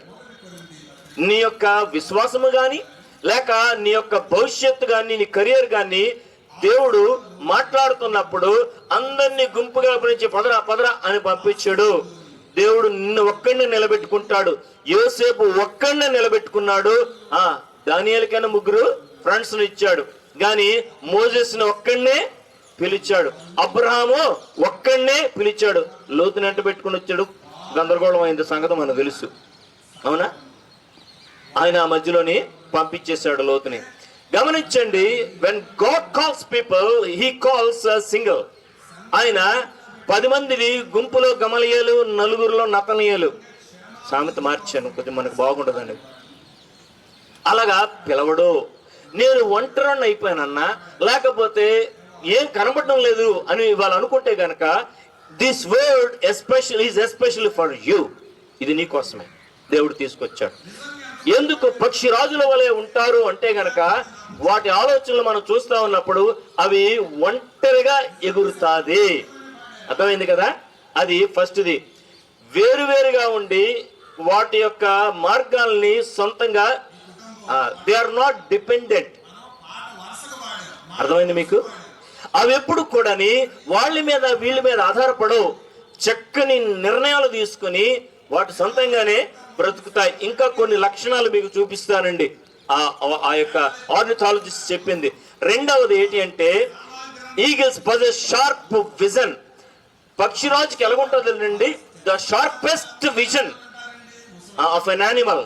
ఎవరిది? ఈగిల్. ఈగిల్ తప్ప ఇంకా ఏ పక్షికి, ఏ జంతువుకి అంత దూరదృష్టి, అంత సునిశ్చితమైన షార్ప్ ఇది ఉండదు. ప్రియ దేవుని బిడ్డలారా, యవనస్తులారా, గమనించండి. మనము we must be sharp sighted. Short sighted కాదు, షార్ప్ సైటెడ్. మన దృష్టి నిశితంగా ఉండాలి. ఏదో గుడ్డులో మెల్ల పోతున్నాం, ఏదో పోతా ఉందండి, అలాగే పోతా ఉంది అని అనుకోకండి. అర్థమైందా? మన యొక్క దృష్టి చాలా నిశితంగా ఉండాలి. అంత మాత్రమే కాదు, తన పరిసరాల గురించి ఎప్పుడు అవగాహన కలిగి ఉంటుంది. మళ్ళీ చెప్తున్నాను, be aware of the things happening in and around you. మీ చుట్టూ జరుగుతున్న అవకాశాలు కానీ, పరిస్థితులు కానీ అవగాహన కలిగి ఉండండి ఎప్పుడైనా సరే. Be aware of the things. అది చాలా ప్రాముఖ్యమైనది. పక్షిరాజు అదే చేస్తుంది. యోబు గ్రంథం ఒక్కసారి తీయండి. 39వ అధ్యాయంలో అద్భుతమైన మాట యోబు పలుకుతా ఉంటాడు. అక్కడ 27 నుంచి 29 వచనాల్లోనండి, ఈ ఆర్నిథాలజిస్ట్ ఇంకా పుట్టక ముందు, ఆర్నిథాలజీ సబ్జెక్ట్ గా రాకముందు రాసిన అద్భుతమైన మాట. అది ఏంటది? పక్షిరాజు నీ ఆజ్ఞకు లోబడి ఆకాశ వీధికి ఎక్కునా, గూడు నీ మాటినే ఎత్తైన చోటును కట్టుకుంటుందా? అది ఎక్కడ నివసిస్తుంది? మీకు అర్థమైంది కదండి. హైయెస్ట్ లివింగ్ ప్లేస్ ఎవరిది? ఈగిల్ది. ప్రపంచం ఇంకా ఏ పక్షి, ఏ జంతువు అంత ఎత్తైన చోట. ఇప్పుడు అర్థమైంది కదా what God expects from you. ప్రియ స్నేహితులారా, గమనించండి, అది నివసించే standard of living or standard of place, లేకపోతే లివింగ్ ప్లేస్ చాలా ఎత్తుగా ఉంటుంది. అది ఏం చేస్తుందట? చదవమ్మా. కొండపేట మీద నుండి ఎవరును ఎక్కజాలని ఎత్తైన, గిన్నిస్ బుక్ ఆఫ్ వరల్డ్ రికార్డులోని రికార్డ్ అయిన హైయెస్ట్ లివింగ్ ప్లేస్ ఈగిల్దే. చదవమ్మా, ఇంకా చదువు. ఇప్పుడు చదవండి అక్కడ ఉన్న వాక్యం. అక్కడ నుండి తన ఎరను వెదకును. కూటి కోసం కిందకి అడ్డదిడ్డంగా రాదు. మీరు గమనించండి, ఏ కుళ్ళి కాలువల వెంట, ఏ పెంట కుప్పల వెంట ఒక్క గద్దనైనా చూసారా? ఏం కనబడతాయి అక్కడ? కాకులు కనబడతాయి, గద్దలు కనబడవు. ఎక్కడి నుంచి దోస్తుందా? Eagles vision 5.2 kilometer sharp vision అంటది. ఆకాశంలో నుంచి 5.2 కిలోమీటర్ల కింద ఉన్న వస్తువును చూడగలదు. ఇది చాలా అద్భుతమైంది. దాని విజన్ ను, పదునైన దృష్టి కలిగి ఉంటుంది. ఇంకొక విషయం చెప్పమంటారా మీకు? ముందు చెప్తా చూడండి ఇంకొన్ని విషయాలు. ఎందుకు పక్షిరాజుతో పోల్చాడు? What God expects of us. ఈ పక్షిరాజు నుంచి మనం ఏమి నేర్చుకోవాలి? తొట్టిల్లిపోయే ఈ యవన జీవితం నుంచి ఎలాగా ఆయన కోసం నూతన బలంతో పైకి ఎగరాలి అనేది మనం చూడబోతా ఉన్నాం. ఇంకాని అంత మాత్రమే కాదు, ఈగిల్ సీక్ ఫ్రెష్ సస్టెనెన్స్, ఎప్పుడు కూడా తాజా ఆహారాన్ని తింటాది. పీనుగుల దగ్గర ఉండే వాటిని ఏమంటారు?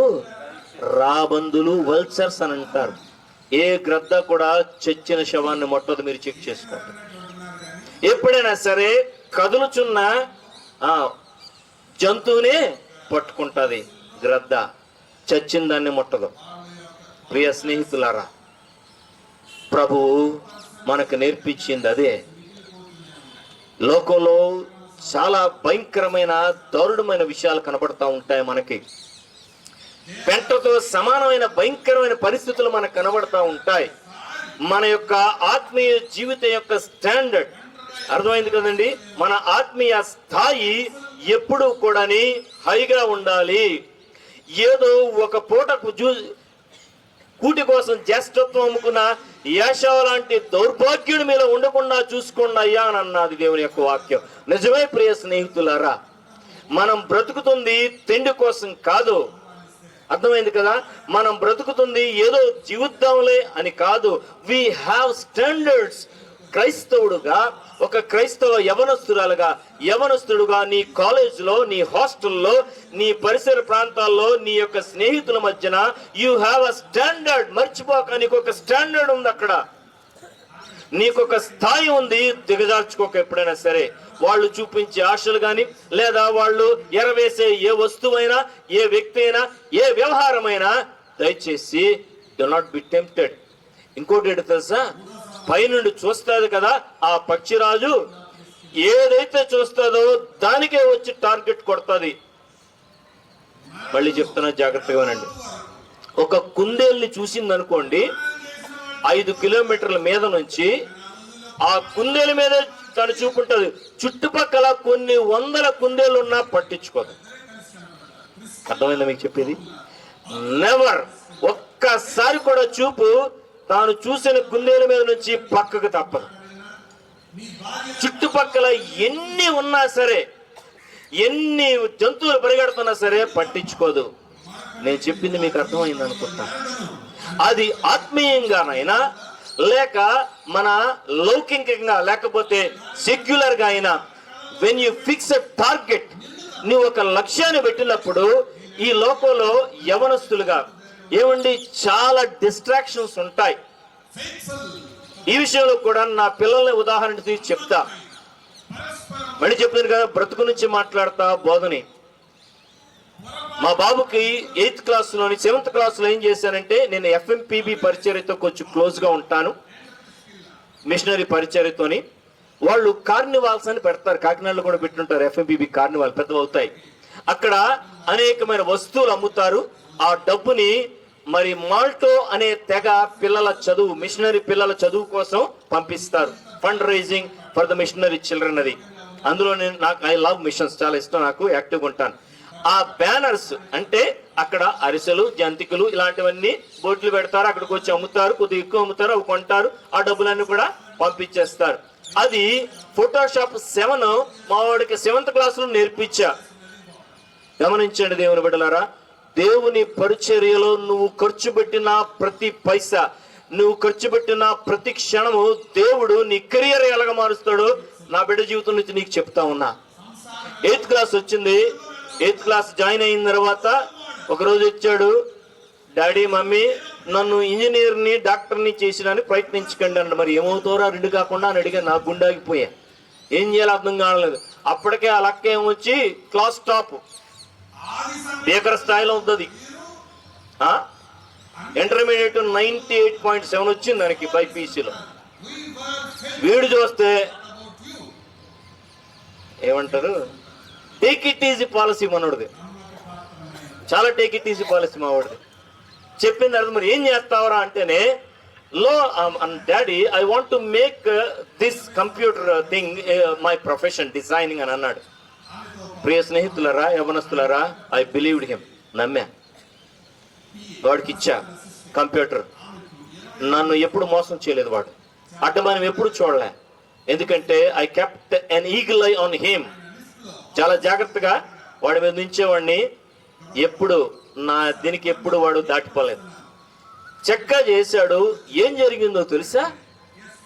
దేవుడు ఎలా వాడుకున్నాడు చెప్తా. ఇంటర్మీడియట్ అవ్వగానే మళ్ళీ ఇంటర్మీడియట్కి వచ్చిన తర్వాత అక్కడ కూడానండి బాబు ఏంట్రా చేస్తామంటే ఇంటర్మీడియట్లో అంతా తెలుగు ఉండకూడదు సబ్జెక్టు,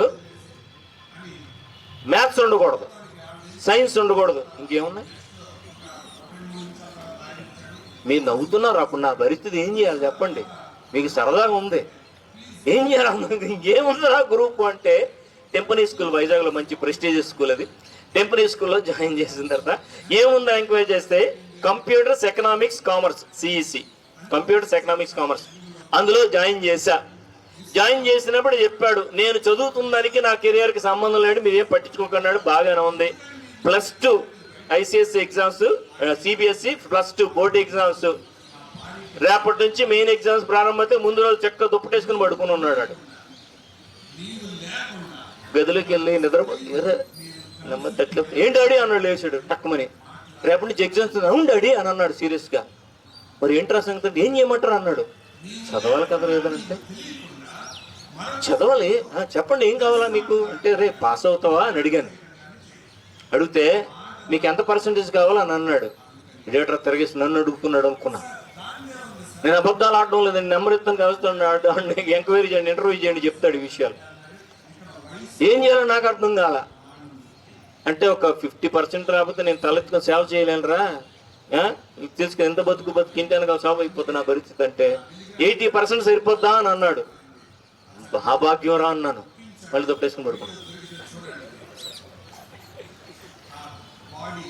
వెళ్ళి ఆడుతూ పాడుతూ పరీక్షలు రాసి వచ్చాడు. 82% వచ్చింది. ఇదిగో డాడీ అన్నాడు. ఏమంటాడు అర్థం కాలేదు. సరేలేరా అన్నాను. ఆ తర్వాత స్నేహితులరా చక్కగా చెప్తా ఉన్నాను, ఆ షార్ప్ ఇది ఫోకస్ చెప్తా ఉన్నాను. You must have a sharp focus. నీ కెరియర్ మీద నీ దృష్టి చాలా షార్ప్గా ఉండాలి, అది ఫోకస్డ్గా ఉండాలి. అప్పుడు చాలా ఉన్నతమైన స్థితికి దేవుడిని తీసుకువెళ్ళడానికి అది దోహదపడుతుంది డెఫినెట్గా. ఒకవైపు దేవునితో సంబంధము, రెండవది నీ చూపు పైన ఉండాలి, రెండవది నీ చూపు షార్ప్గా పదునుగా ఉండాలి. అంతే. ఇంటర్మీడియట్ తర్వాత తీసుకెళ్ళి ఒక విజ్టూల్స్ అని అకాడమీలో జాయిన్ చేశాను. అక్కడ 3D గ్రాఫిక్స్ డిజైనింగ్ లో వాడు 6 monthsకే టోక్యో ఒలింపిక్స్ కి యాడ్ చేసి పంపించాడు. రష్యన్ కంపెనీ డైరెక్ట్ గా వాడితో డీల్ పెట్టుకుంటాడు. 5 seconds 15 seconds ad, they paid for it. ఆశ్చర్యపోయా. ఆ తర్వాత ఇప్పుడు డిగ్రీలో జాయిన్ అయ్యాడు. సెకండ్ ఇయర్కి ఇంటికి వచ్చాడు, సెలవులు. ఏం చేద్దాం అని కూర్చున్నాడు. డాడీ ఏదో ప్రాజెక్ట్ చేసుకుందాం అనుకుంటున్నాను అన్నాడు. మరుసటి వచ్చాడు. బోట్ కంపెనీ తెలుసు కదా, బోట్, BOAT, బోట్ కంపెనీ. వీడు పోర్ట్ఫోలియో అప్లోడ్ చేసుకున్న మరుక్షణ 5 నిమిషాలకి వాడు కాంటాక్ట్ చేశాడు కంపెనీ వాడు. ఒక ప్రాజెక్ట్ ఉంది బస్సు, చేయగలవా అన్నాడు. ప్రియ స్నేహితులరా, 45 seconds యాడ్ 1 week లో చేసి పంపించేశాడు. He paid 1 lakh. వాడు గొప్పతనం కాదు, చిన్నప్పటి నుంచి కూడా చక్కగా ఫోకస్డ్ థింగ్స్ ని వాడికి నేర్పించడం, వాడు నేర్చుకోవడం. ఇప్పుడు అర్థమైంది కదా. If you are focused on your career and what you are doing now, నువ్వేం చదువుతున్నావో అది ఎంత చిన్న చదువైనా ఎంత పెద్ద చదువైనా, ఏమండి ఎంత గొప్పదైనా ఎవరు పట్టించుకోకపోయినా దాని మీద ఖచ్చితంగా ఫోకస్ చేయండి. That's my nature actually. I always try for excellency. చిన్న పనైనా సరే ఎక్సలెంట్ గా చేయాలంటాను నేను, ఎక్కడ కాంప్రమైజ్ కాను ఎప్పటికీ కూడా. ప్రియ స్నేహితులరా, ఆ విధంగా చేయడం వల్ల దేవుని యొక్క వాక్యంలోని తన పనిలోన నిపుణత గలవారిని చూచితివా, వాడు సామాన్లు ఎదుట కాదు రాజుల ఎదుట నిలుస్తాడు. ఎవరు ఏమి చెప్తుంది? దేవుని యొక్క వాక్యము, అది సత్యం, తిరుగులేదు. నీవు చేస్తున్న చిన్న ఉద్యోగం మళ్ళీ చెప్తా ఉన్నాను, నేను బాగా ఎఫిషియెంట్ దేనిలో తెలుసా? చెప్తే నవ్వకండి, నవ్వరు కదా. బాత్రూమ్లు కడగడంలో నా అంత కేకం కూడా ఉండడు, అంత నీట్గా కడుగుతా. I always show my excellence in that. మా చర్చి టాయిలెట్స్ కూడా నేనే కడుగుతా. ఎందుకంటే నువ్వు లోపలికి వెళ్తే కాలు పెడితే పాడైపోద్దా అన్నట్టు ఉంటుంది నా మా మాత్రం. ఇప్పుడు వచ్చి సడన్గా విజిట్ చేసుకుని మా ఇంట్లోది కానీ మా చర్చిది కానీ. Be faithful in what you already have. దేవుడు మనకు అప్పు చెప్పింది, అది బాత్రూమ్ కడగడమైనా లేకపోతే ఏదో చిన్న పని, ఏదో షాపులో చిన్న పని అయినా సరే, be faithful in that, focus on that. And అందులోని బాగా పట్టు సంపాదించు. ఎక్కడ తీసుకెళ్లాలో దేవుడు అక్కడ తీసుకెళ్తాడు. అంత షార్ప్ విజన్. ఇంకోటి ఏంటంటే చచ్చిన వాటిని తినవు. ఇవి దే డోంట్ లివ్ ఆన్ కార్పసెస్. అవి శవాల మీద బతకో. క్రైస్తవ జీవితం అనేది ఏంటో తెలుసండి, అది మనం శవాల మీద బతికే వ్యక్తులం కాదు. చచ్చినా, కుళ్ళిపోతున్నా, కంపు కొడుతున్నా, ఆ సెల్ ఫోన్లో ఉన్న విషయాలు, నీ ల్యాప్టాప్లో విషయాల మీద బతక తమ్ముడు చెల్లి. B alive. దేవుని యొక్క వాక్యము సజీవమైంది, దీని మీద బతుకు. తప్పకుండా దేవుడు నూతన బలముతో రెక్కలు చాపి పైకి ఎగిరేటట్టు నీవు చేయిస్తాడు. అంత మాత్రమే కాదు. 4 Eagles test before trusting. This is very important, my dear young friends. Note down this. ఈ గద్దల్లో మనం గమనించిన ఒక విషయం, ఈ ఆర్నిథాలజిస్ట్ చెప్పింది ఏంటంటే, ఒక పక్షిరాజు ఇంకొక ఆడ పక్షితోని తాను మరి జత కట్టాలి, లేకపోతే ఆ ఆడపక్షితో కలిసి జీవించాలి అని అంటే ఏం చేస్తుందో తెలుసా? చాలా జాగ్రత్తగా పరిశీలిస్తుంది, పరీక్షిస్తుంది. ఎందుకు చెప్తున్నానంటే, మీలో కొంతమందికి కొద్ది కాలంలోనే పెళ్లి కావచ్చు, కొంతమందికి కొన్ని సంవత్సరాల తర్వాత కావచ్చు. పెళ్లి అనేది మాత్రం మస్ట్. మీకు నచ్చిన నాకు అమ్మ నాన్న పెళ్లి చేస్తారు, తెలుసు కదా మీకు, అందులో తిరుగులేదు, పెళ్లి చేస్తాను. కానీ ఈ యవన దశలో ఉన్నప్పుడు నీ కెరియర్ మీదే కాదు, నీ తాలూకా ఆ భవిష్యత్ కుటుంబం మీద కూడా చాలా జాగ్రత్తగా నువ్వు కన్నేసి ఉంచాలి. గమనించండి ప్రియ యవనస్తులారా, చూడ్డానికి అందరూ బాగా కనబడతారు, చూడ్డానికి అన్ని నీట్గా కనబడతాయి, చూడ్డానికి అన్ని కూడా చాలా బాగా జరుగుతున్నట్టుగా కనబడతా ఉంటది. కానీ ఈ కాలంలో భయంకరమైన పరిస్థితులు ఏర్పడతా ఉన్నాయి, చూస్తా ఉన్నాం కదా. ముఖ్యంగా సినిమా యాక్టర్లు ఎంతమంది డైవర్స్కి వెళ్ళిపోతా ఉన్నారు. ఎంత బాధ. 29 సంవత్సరాలు అద్భుతంగా ఇద్దరు జీవించారు, పిల్లల కన్నారు, పెళ్లి చేసేస్తారు. అలాంటి సంగీత దర్శకుడు మన భారతదేశంలో ఇంకొకడు లేడు అని అనిపించుకున్నాడు, వదిలేశాడు భార్యని రీసెంట్ గా. అది పెద్ద దిండ్లాగా మరి సోషల్ మీడియాలోని దానికి మళ్ళీ స్టేట్మెంట్లు ఇద్దరు కూడా. సిగ్గు లేదు మీకు? ప్రియ స్నేహితులారా, ఎంత దిగజారిపోయింది వివాహ వ్యవస్థ. అందుకోసమే ఇప్పుడే జాగ్రత్త పడండి. మళ్ళీ చెప్తా ఉన్నాను, ఇప్పుడే జాగ్రత్త పడండి. ఏం చేస్తుందో తెలుసా? ఈ పక్షి ఒక పుల్ల తీసుకుంటుంది, మగ ఆడపక్షి పుల్ల తీసుకుని ఆ పుల్లని ఎత్తైన స్థలం తీసుకుని వెళ్తుంది. ఈ మగ పక్షి వెంబడిస్తుంది. ఆ పుల్ల అక్కడ పైనుంచి కిందకి పడేస్తుంది. కిందకి పడేయగానే ఆ పుల్ల నేలకు చేరే లోపల ఈ మగపక్షి పట్టుకుంటే పరీక్షలో పాస్ అయినట్టు, లేకపోతే చచ్చిన పక్షి వెనక ఆడపక్షి వెళ్దాం. అంత జాగ్రత్తగా టెస్ట్ చేస్తుంది. ఎందుకు అలా టెస్ట్ చేస్తుందో ముందుకు చెప్తా మీకు. ఇది చాలా ప్రాముఖ్యమైంది. నీ యొక్క భాగస్వామిని చూస్ చేసుకుంటున్నప్పుడు, నీ భాగస్వామిని ఎంచుకుంటున్నప్పుడు ప్రియ స్నేహితులరా, వెరీ కేర్ఫుల్. చూడ్డానికి అందరూ బాగా, చూడ్డానికి అందరూ అద్భుతంగా కనబడతారు. పెళ్లికి ముందట ఎయిర్టెల్ ఎక్స్ప్రెస్ యువర్ సెల్ఫ్ కదా, అబ్బా ఇద్దరు కూర్చుంటేసరికి మాటలు ఉంటారు. హోటల్లోకి వెళ్ళి కూర్చుంటే ఎంత బాధ అనిపిస్తూ ఉంటుందో. మంచి వేడి వేడిది ఆర్డర్ చేస్తూ ఉంటాం, చల్లబడిపోతుంటే ఇది మాటలు చాగో, మేము తినేసి లేచిపోతుంటాం కూడా. అలాగే ఉంటుంది. అలాగా మరి ఎందుకు ఆర్డర్ ఇచ్చారో తెలీదు. ఓ డ్రింక్ ఆర్డర్ ఇస్తారు, ఒక మంచి ఇది కాస్ట్లీ ఇది దీన్ని డ్రింక్ ఆర్డర్ ఇస్తారు. అది చల్లదనం అంతా పోతూ ఉంటుంది, బుడగలన్నీ పోతూ ఉంటాయి, సోడంతో పోతుంది. ఇలా కూర్చొని ఉంటారు. మళ్ళీ ఇద్దరు కూడా అందులో అలాగే ఉంటుంది, ఆ డ్రింక్ తగ్గదు, అలాగే ఉంటుంది, స్ట్రాల్ అలాగే ఉంటాయి, మళ్ళీ చాలా బాగుంటుంది చూడడానికి. నిజమే, ఎక్స్ప్రెస్ యువర్ సెల్ఫ్. ఇంతకుముందు హచ్ అని ఉండేది, ఇప్పుడు వడాఫోన్ అయింది కదా. వాళ్ళు అనేవారు తెలుసా, wherever you go or network follows. అవునా? Wherever you go after marriage your wife network follows. ఖచ్చితంగా వెళ్తాది. పెళ్ళైన 5 సంవత్సరాలకి బిఎస్ఎన్ఎల్ మీరు కాల్ చేస్తున్న సబ్స్క్రైబర్ ప్రస్తుతం అందుబాటులో లేదు, దయచేసి కాసేపు ఆగి డైల్ చేయండి. పెళ్ళిళ్ళ మీద ఉన్న జోకులు ఇంకొకటి వారి మీద ఉండదు, మీకు తెలుసే కదా. భార్యాభర్తల మీద ఉన్న జోకులు ఇంకొకటి వాళ్ళ మీద ఉండవు. ఎందుకు వ్యవస్థ ఇలా పాడైపోయింది అంటే గనక ఇదిగో ఇలాగ కాకుండా బయటికి కనిపించే విషయాలతోనే. రే స్నేహితులరా, must be very careful. I went through many temptations. Basical I'm a guitarist. నేను మంచి గిటారిస్ట్ని.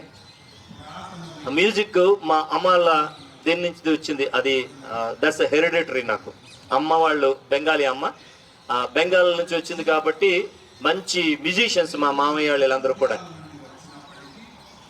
అయితే తెలుసు కదా, గిటార్ పట్టుకుంటే చూసిన వాళ్ళకి ఎలాగుంటుంది, వా. సినిమాల్లో కూడా గిటార్ పట్టుకుని ఊపేస్తున్నాడు, ఆ కార్డు అన్నీ మాకు తెలుసు. ఆడు ఏం కార్డు ఇలా పెట్టుకుంటాడు అంతే, హీరో. గిటార్ వాయించినట్టు ఫీలింగ్ పెట్టేస్తూ ఉంటాడు. అవేవి నమ్మకండి. గిటార్కి మంచి క్రేజ్ ఉంది. నా వెనక కూడా కొంతమంది పడ్డారు. ఎందుకు అబద్ధం, మళ్ళీ ఈ మాట లాంటికి ఏం చెప్పకండి బాబు. ఏమో ఇక్కడ ఎడిటింగ్లో తీసేయండి అవి.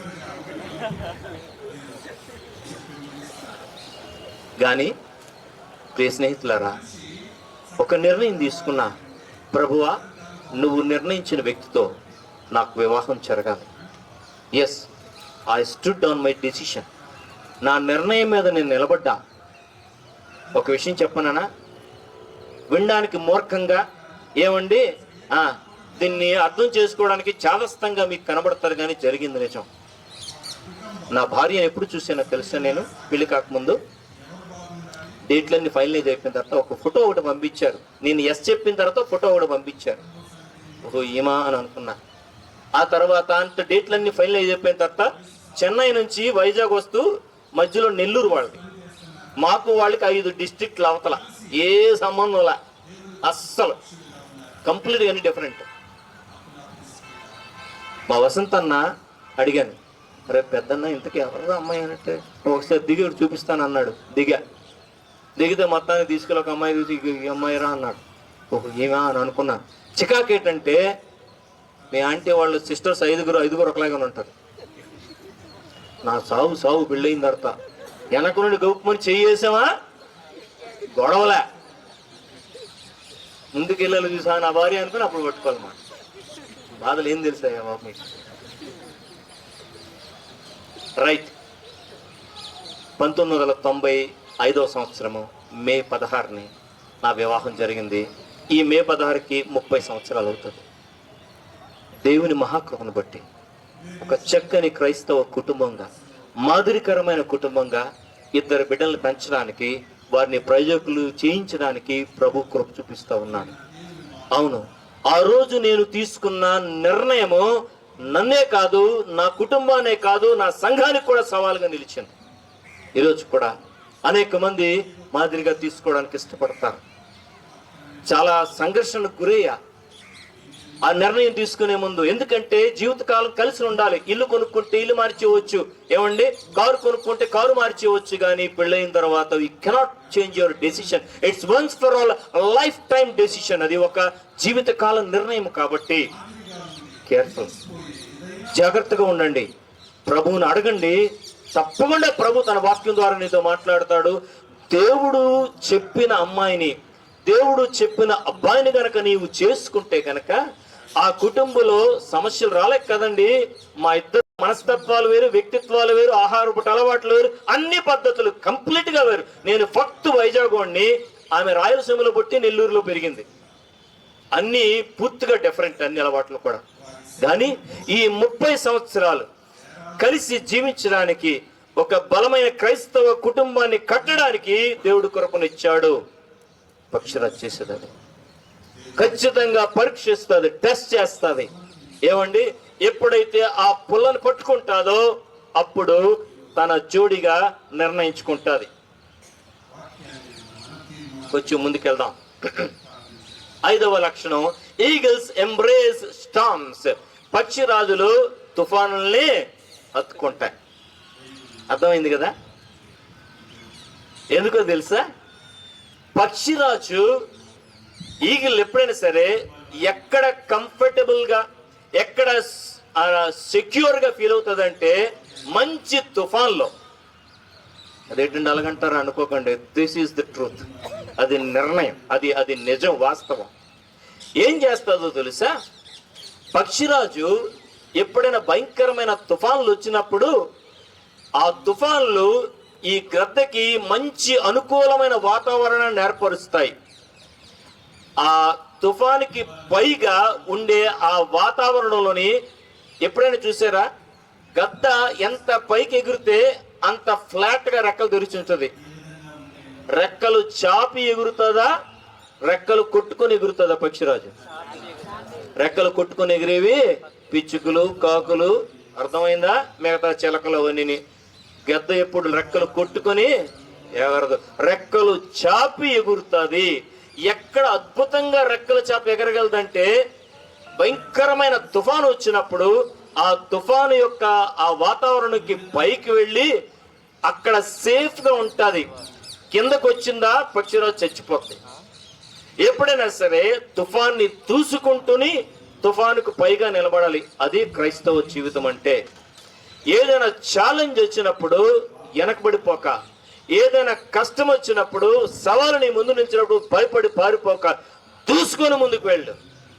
ఆ ఏ సమస్య అయితే నిన్ను ముంచాలనుకుంటుందో, ఏ సమస్యనైతే నీ గూడు పాడు చేయాలనుకుంటుందో, ఏ సమస్య అయితే నిన్ను రెక్కలు ఇరగ్గొట్టి చేయాలనుకుంటుందో ఆ సమస్యకు పైగా నువ్వు వెళ్తే గనక, ఆ సమస్యకు పైగా అధిగమించగలిగితే గనక, ఎగురితే గనక స్వేచ్ఛగా ఉంటుంది. అక్కడ పక్షిరాజు చేసేది అదే.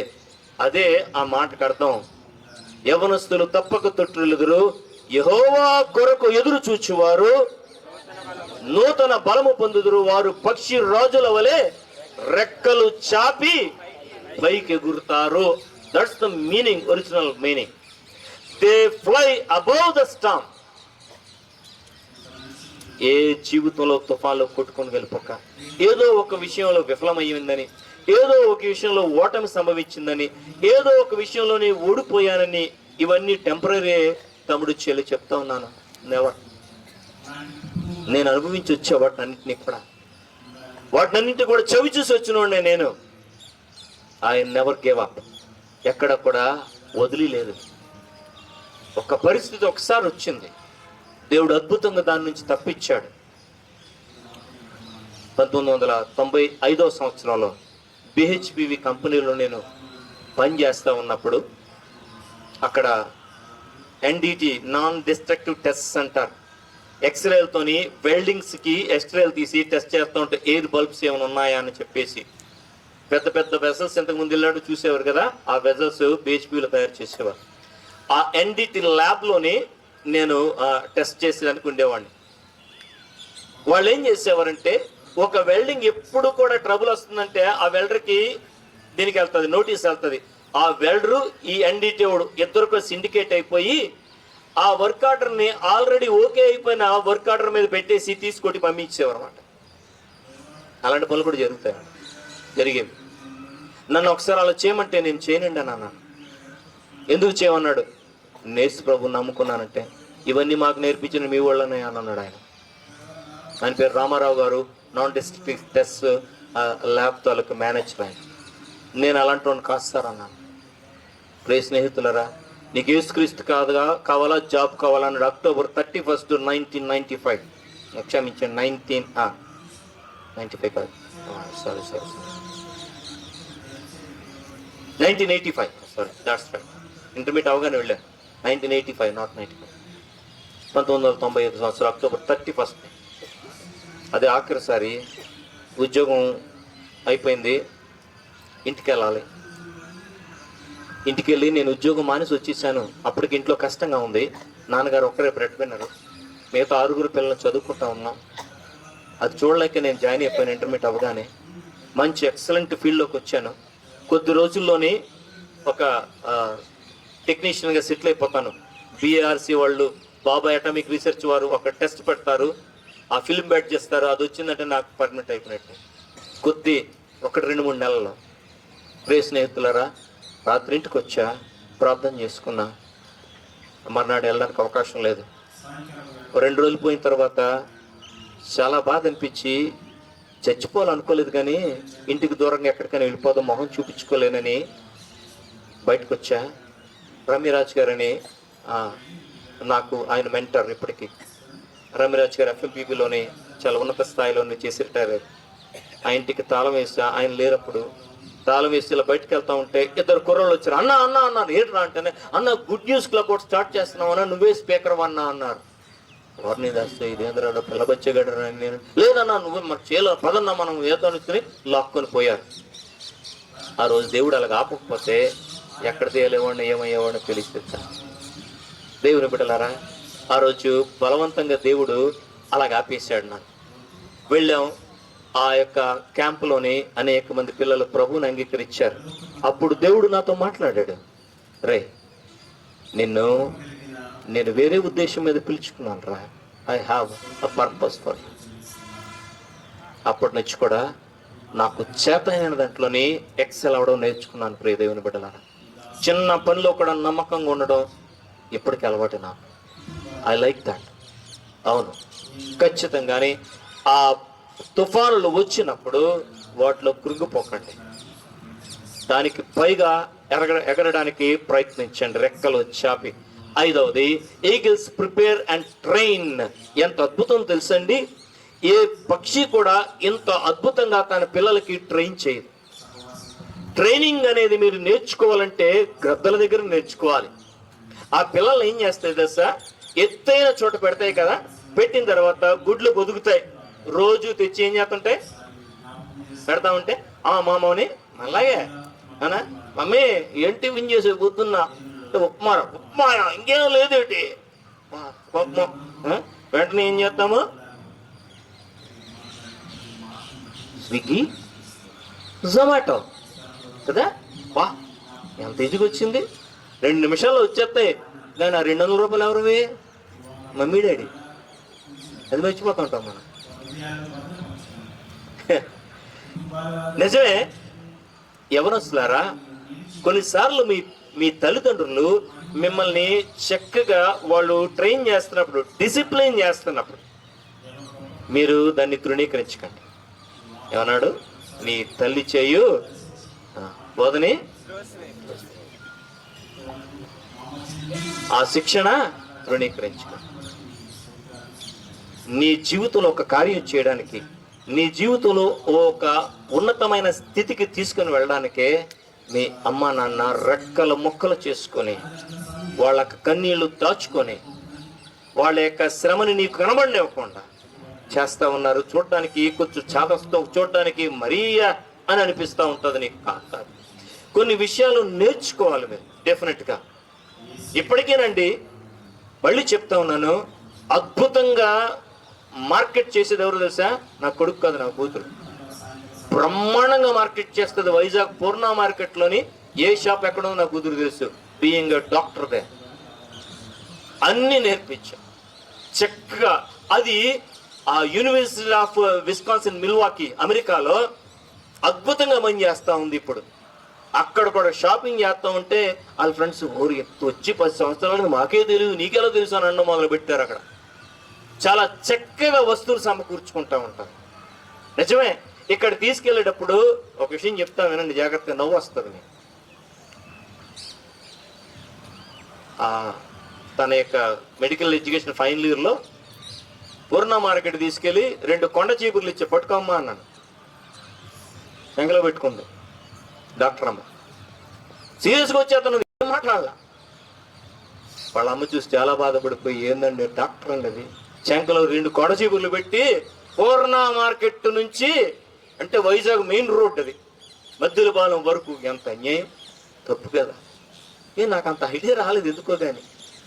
మా పాప కూడా ఏం సిగ్గుపడలేదు, పదండి డాడీ అవసరం లేదు మరి వెనకాల వచ్చేస్తావు లేకపోతే ఆటోమేటిక్ ఏదో చంగలో. అలాగ నేర్పించిన విద్య ఈరోజు అద్భుతంగా సింగిల్ హ్యాండెడ్గా తన లైఫ్ మేనేజ్ చేసుకుంటుంది దేశం కాని దేశంలో. ప్రియ స్నేహితులారా, నీ తండ్రి నేర్పించే ఆ పాఠాన్ని తిరస్కరించకండి. డిసిప్లిన్ చేసినప్పుడు ప్రస్తుతానికి కొంత బాధగా ఉంటుంది, కానీ తర్వాత లైఫ్లో ఎంత ఉపయోగపడుతుందో తెలుసా? ఇప్పటికీ నా పిల్లలకి హీరోయిన్ నేను వాళ్ళ అమ్మే, ఇంకెవ్వరిని చెప్పరాడు. ఎందుకంటే విశ్వాస పాఠాలు కానీ ఈ యొక్క జీవిత పాఠాలు కానీ దగ్గరలో నుంచి మా దగ్గర నుంచి నేర్చుకున్నారు. సోమవారం నుంచి శనివారం వరకు వారి ముందు ఏవైతే జీవిస్తామో ఆదివారం అదే బోధిస్తాను నేను ఇప్పటికీ కూడా. ఎస్, అప్పుడే పిల్లలు నేర్చుకున్నారు, చక్కగా చేస్తా ఉన్నారు. పైకి ఇవన్నీ కూడా చాలా బాగుంది, బాగా సెటిల్ అయిపోయి అనుకుంటే కదా.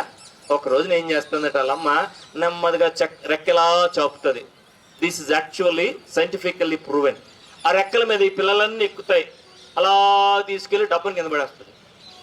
ఇంకా అక్కడ చూసుకోలో ఆ పిల్లలు క్యార్ ఎత్తైన స్థలం కదండి, అక్కడి నుంచి కింద పడిపోతుంటాయి. క్యార్ వాటికి భాష వచ్చిందంటే సంస్కృతంలో తప్ప తెలుగులో మాట్లాడవచ్చు. తెలుసుగా సంస్కృతం అంటే అన్ని బూతులు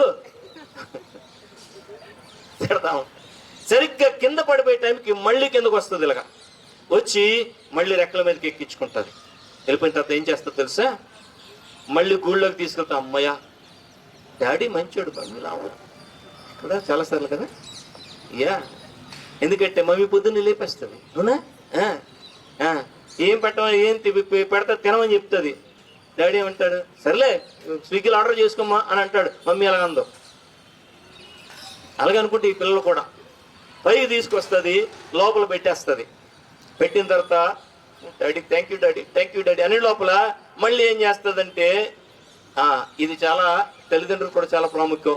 ఇద్దరు ఈక్వల్గా పోషించే నేను నా భార్య పడి పాత్రలు ఏం చేసేవాడి. తర్వాత ఈ ఫాదర్ ఏం చేస్తారు తెలుసా? బర్డ్ నెమ్మదిగా వాటి మీద గూడు ఎలా నిర్మిస్తాయంటే, ముందు పుల్లలు పెడతాయి, దాని మీద ఏమొంచి మెత్తని ఏకలు లాంటివి పెడతాయి, దాని మీద ముళ్ళు తీసుకొస్తాయి, షార్ప్ ముళ్ళు తీసుకొచ్చి పెడతాయి. పెట్టిన తర్వాత దాని మీద మళ్ళీ దూది లాంటివి పెట్టి గుడ్డ పీలికలు ఎరికి ఆ గుడ్డ పీలికలు పెడతాయి.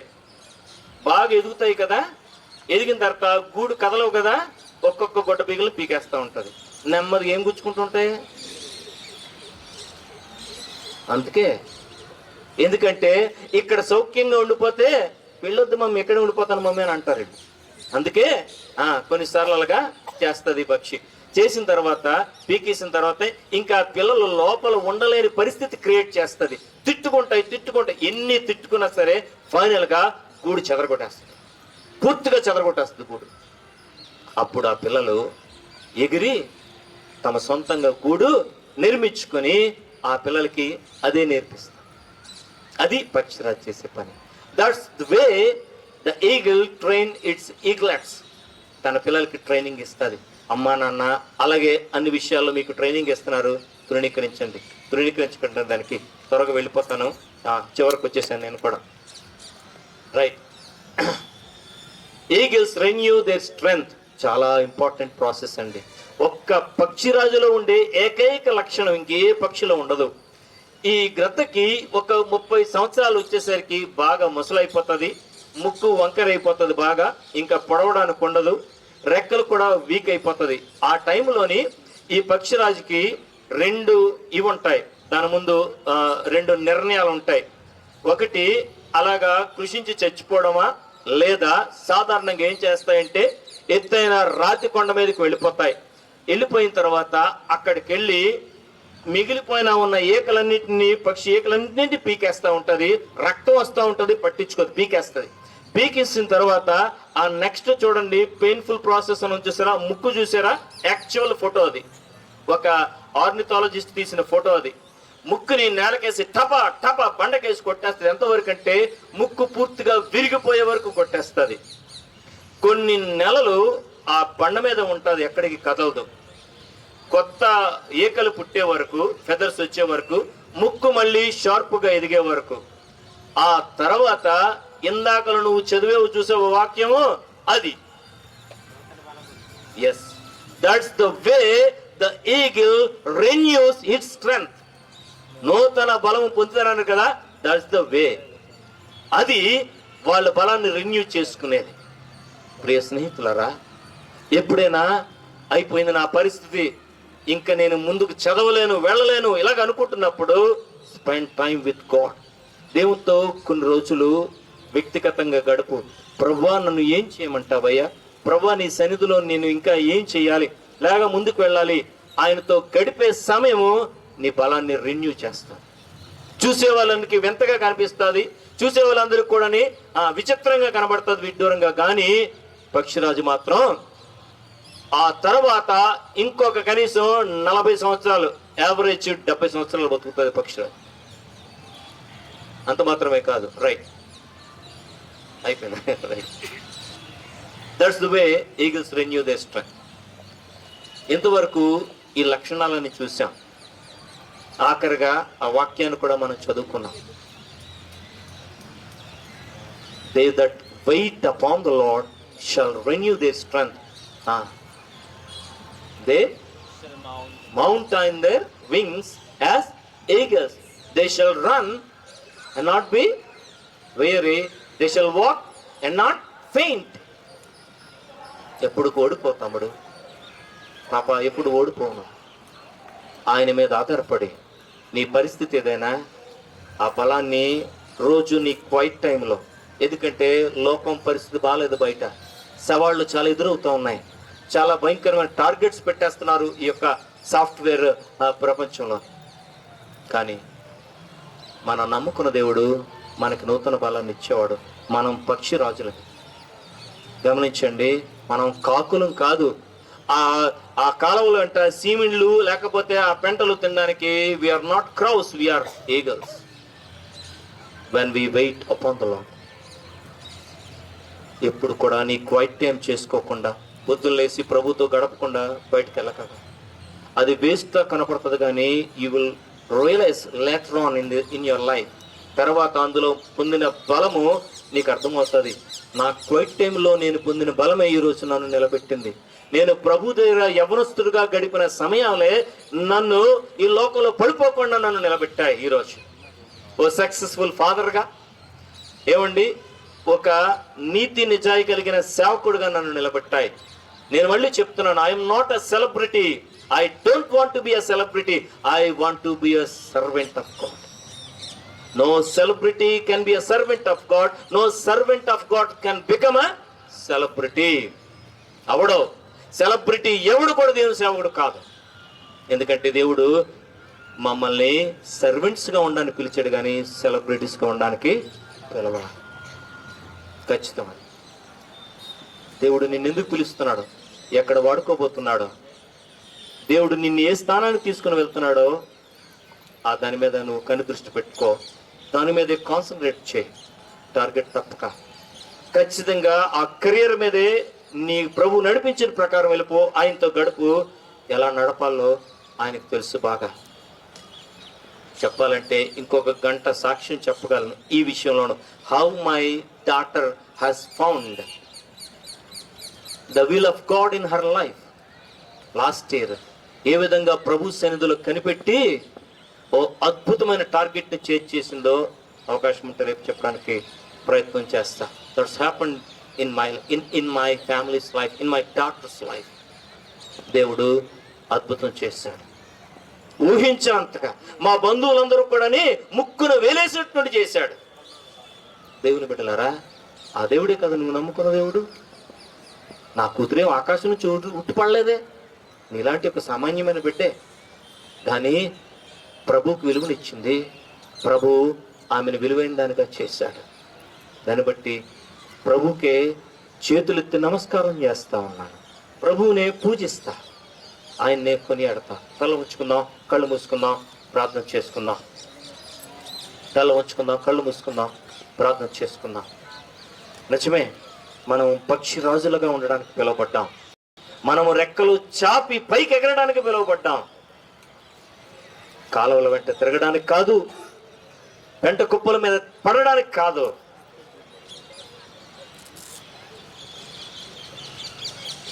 We shall mount on wings as eagles. We shall run and not faint, and we shall walk and not be weary.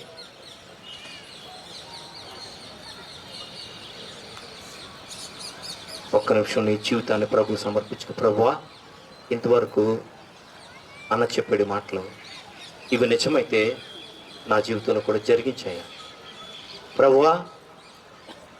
నేను కూడా ఎగురుతానయ్యా ప్రభువా. I will not give up lord.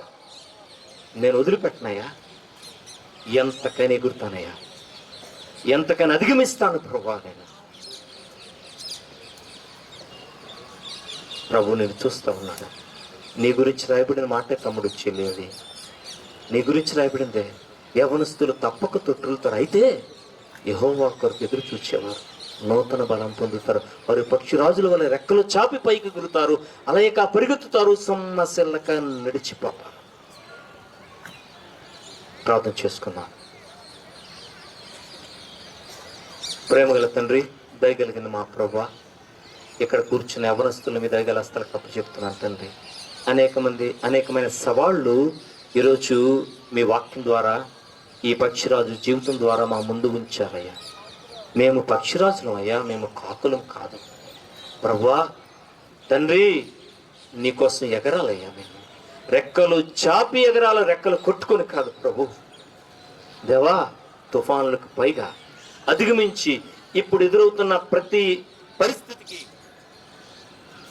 అధిగమించి ముందుకు వెళ్ళడానికి సహాయం చేయండి. బిడ్డలు మీ చేతికి అప్పగిస్తున్నాను. మీ సన్నిధి బిడ్డలతో ఉంచమని ప్రార్థన చేస్తున్నాను.